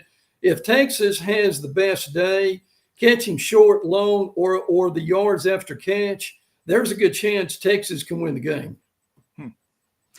Brett, last question for me. What's your view? It's interesting. It's been fascinating to listen to you talk about this game, 60 minutes of football between these two teams. From 30,000 feet up, how do you view Alabama this season? Do you view this as a 10-2 team that's not quite at that level of the best Alabama teams? Or is this a team, in your estimation, that 3 months from now is in the conversation for the playoff, and that the winner of this game potentially has the leg up in that conversation, that maybe at the end of the year, there are a couple of teams, 3 teams fighting for 1 or 2 spots, and maybe the outcome of this game really matters? Well, it does. And I'll tell you one thing, guys, one of the things I'm looking forward to adding to playoffs and going to 12 teams is some of the media is going to stop this nonsense of if you lose the first or second game of the season, well, you're done. No. It's like LSU, and I know how poorly LSU played against Florida State in the second half. LSU came back and won the SEC West. The way I look at this, my prediction for Alabama in the regular season this year was 11-1. And I get asked the question, well, who's the one? Well, my answer is I don't know. For the simple reason Nick Saban this is his 17th year, and that in itself is incredible. He's only had two undefeated seasons. There's always been something as far as a game, and we saw it again last year. Does this team have the capability, guys, that we've talked to get into the college football playoff again? Yes. But to me, it's going to depend on the growth of Jalen Milroe. If he can stay healthy, turn into a dynamic playmaker, but they want him to stay in the pocket and go through his progressions as best that he can and find the open receiver. Now, one of the things I've noticed in watching nearly 50-something years of college football is dual threat quarterbacks. If one can run better than throw, if that first progression is covered up, they're going to run the ball. And that's one of the things that they're trying to get Milroe. They love the dynamic playmaking, but they want him to go through his progressions, check off if he needs to, and even run the ball if the pocket collapses. They have got the talent. The real improvement, I'll mention this again, to me, with this team is going to be defensively. Kevin Steele is coached with Alabama for 2 years. He develops ferocious defensive lines. That's been a problem for Alabama the last 2 or 3 years, is getting more pressure on the quarterback. In 2020, Alabama had 50-something sacks, and they've got to do a better job of that. If Milroe develops the way I think that he can, Tommy Rees is going to be a little more conservative, but Saban wants to win the line of scrimmage. They got away from that, guys. Bill O'Brien basically wanted to throw nearly every down. They want to run. I think Alabama's got the best running back room in the SEC, but I base getting the playoffs on the continued improvement of the defensive line. I think the linebackers look better than I've seen in 2 years. We'll see. Deontay Lawson, guys, is an All-American. I think the secondary is going to get better. They've got more depth there. Caleb Downs, number 2, guys, look for him because he's been compared to Minkah Fitzpatrick. And a lot of people think he may be the best one since Minkah came in here. But to answer your question again, if the growth of the quarterback is there, the offensive line is better and more solid, Caden Proctor, guys, is going to be a real key on that left tackle. Can he play well against that ferocious Texas defensive front? And if the secondary has a stellar season, guys, I don't think there's any question this team does have a very legitimate chance to make the playoffs again. Interesting. All right, Brett, before we let you go, a little bit of a two-parter. I definitely want your prediction on the game if you have one that you want to throw out. But also, the folks, I told them you had the coolest SEC accent ever, and you've proved it. And they also think that you might be the guy that could give them an idea of where to eat in Tuscaloosa. So I need a prediction on the game, and I need the Brett Beard recommendation. Could be anything. Barbecue, steak, whatever you think is going to be perfect. Give me a score and a recommendation. Well, I can make the food real quick for you. They've got many, but if you're looking for ribs and barbecue, the infamous Dreamland, which is iconic, and guys, it's food the way I like it. There are no frills. It's bread, ribs, and a bilb, because you need a bilb to eat Dreamland barbecue. And if that's not good enough for you, go to Archibald's. Archibald's is kind of the same way. They specialize in ribs and barbecue, but there are some great, the Wayfoot Fair is a great place to go eat breakfast. Guys, some of your listeners and subscribers that they haven't been to Tuscaloosa in a while, they will see immediately how much it's grown. And there really are some great places to eat. But Lord, hit barbecue, hit Dreamland, Archibald's first. In my prediction for the game, I think it's going to be a very close game. I've seen Alabama with 10 to 14 points really in the last 24 hours. I pick Alabama 28, Texas 21. 28. Okay. 28-21. It'd be a heck of a game. Yes, Brett, sir. Man, it is so good to see you. Absolutely. Congratulations on the wedding and the marriage to a good Alabama girl. We hope you enjoy tomorrow, but we hope you don't enjoy it too much. People in these parts are looking for that upset, but we do appreciate the time, man. I know you're busy. Thank you so much, and we appreciate you. We'll talk to you down the road, brother. Yeah, guys, my pleasure. Let's do this again soon. We will, Brett. Don't you worry about that. Red Beard, ladies and gentlemen. What did I tell you? What did I tell the people? Come on now. Dreamland. That was worth waiting over a decade for, Chad. Man, there you go. Dreamland with a bib. Are you kidding me? Dreamland barbecue with a bib. That's awesome. He made me miss being there more than anything else that's happened. Oh, I want to be in Tuscaloosa for that game now, for the food and the game. Yeah, man. You just sink in, man. You just sink in. You get into it. That's what I was so excited about, Ketch, when my team ends up going to the SEC, learning all the different stuff that's there. And I love the food element of the SEC. They'll tell you all these little corner places and where to go get barbecue and where to go get this on a stick and where to go get fried that and deep fried this.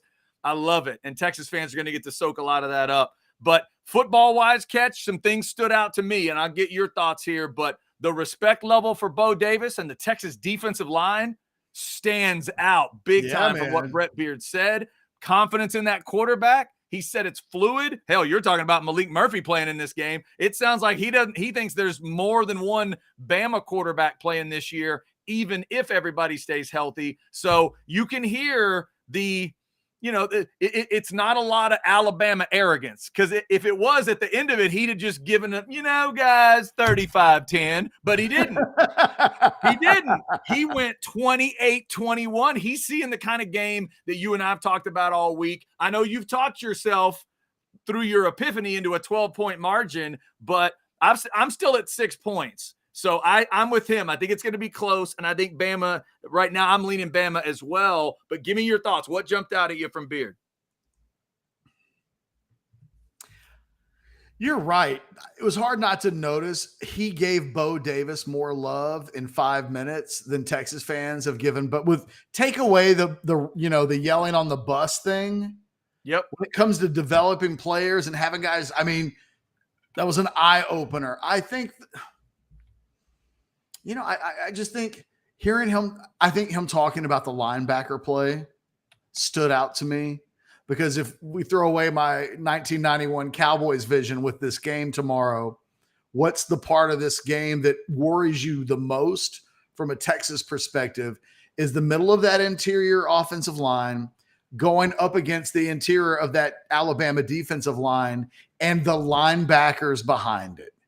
Who is putting pressure on the decision-making of that Texas offensive line, and how are they doing it? I think the Alabama linebackers, and look, Brian kind of told us the same thing yesterday. He was talking about Blackshear, number 41, being a guy that, opened his eyes when watching the film.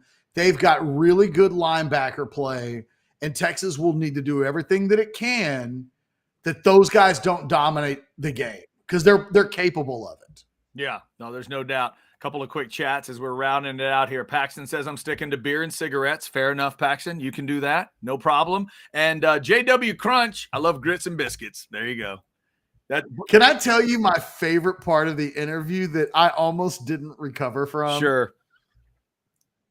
After he said that he had married a good Alabama woman, that, who's a marriage counselor. She was beautiful. Did you see what I saw? No, because I stopped looking at the chat. I knew I'd start laughing. Hold on. I'm looking for it. The conversation about by the way, that guy lives in Alabama and not Texas because the ceiling fan doesn't need to be on. My God, every ceiling fan in Texas hasn't turned off. I'm looking for it. Give me a second. There were so many comments. Well, I knew we'd get the Mr. Mackey stuff from South Park. I told y'all you would do that because he does have that Mr. Mackey vibe to him. I saw that, but I stopped looking. Did you find it? Yeah, I saw. Yeah. I did. That's when I told myself not to look. That's when I told myself not to look, because I did see that, and I was like, okay, stop looking at the chats. You're gonna laugh, and you're gonna make him feel bad. Don't do it. Don't do it. I was for about 5 minutes. I was unable to focus on anything else because, and look, like 2 comments later, Scotty must have noticed that I lost. I couldn't help it. Oh my God. Oh my God. Yeah, that's crazy. Scotty, behave, Jeffrey. Yes.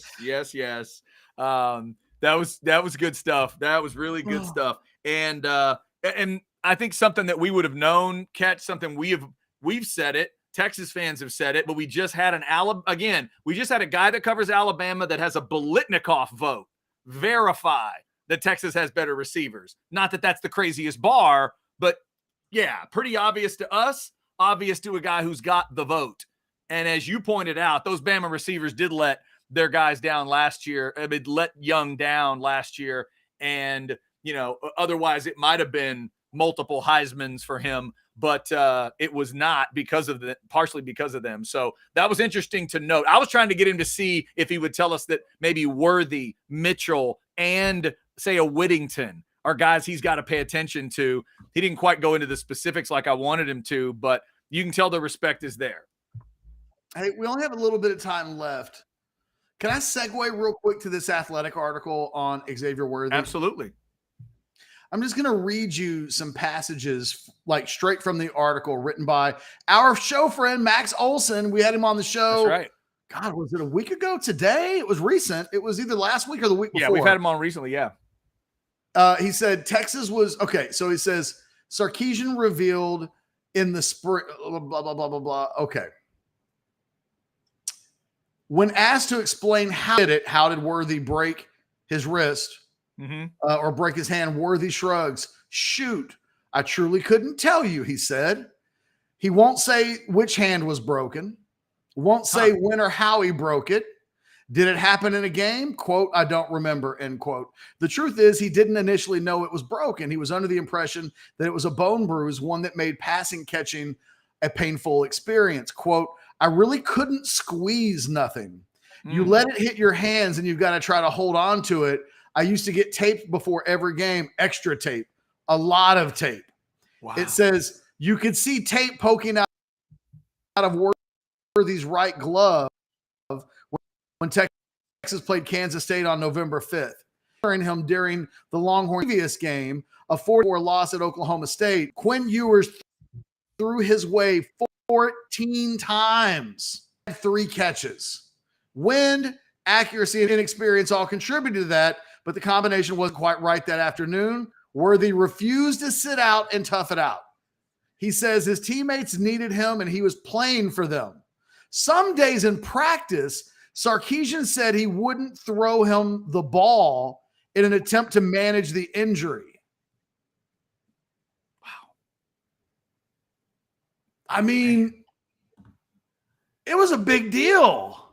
Yeah, that is. The more I hear about that story, it just gets weirder and weirder and dumber from the coach's perspective. He just comes off as tough. He just comes off as a gamer. I just don't understand how that's the way they attack that situation. By the way, can you see me? You're frozen on my end. I think your my face computer is frozen, just but I'm caught hearing an STD. What's that? Like I said, I think my computer just caught an STD. that's It's not good. letting me do anything that I want to. Like it literally is just locked up on me. So this might be a good time to say farewell. Yeah, this will be interesting too because you've done that and I no longer see Blake in the studio. So like, do I have the power to end the show? Can I do that? Is that what has to happen? Hey, I just got my mouse power back. Okay. Like, is this going to be the first time I'm literally ending the show? Like, not just saying it, but I literally have to end it? Well, what the hell happened to Blake? I don't know. I don't see him anymore. I don't see him. I don't think he's there. So, all right. Well, I think one of us can pull that off. Okay. So, coming up at 3:30, Football with Friends with Alex Dunlap. Join us for the extended watch along tomorrow, 2:15. We'll be on talking A&M and Miami, but come on, we'll also be talking Texas and Bama in the early prep, and then we'll go right into Texas and Alabama, 6 o'clock. Shout out to Pine House Pizza. I'll be eating some Pine House Pizza and drinking some Pine House Brew during the games. I'll see if I can keep it under control and not tell too much of the truth tomorrow. So thank you so much for the week here on Orangebloods Live. Keep getting those notifications, like the channel. We appreciate all your support. So until noon on Monday for this show, and until the watch along tomorrow, have a good one, stay safe, and let's get ready for Texas and Alabama.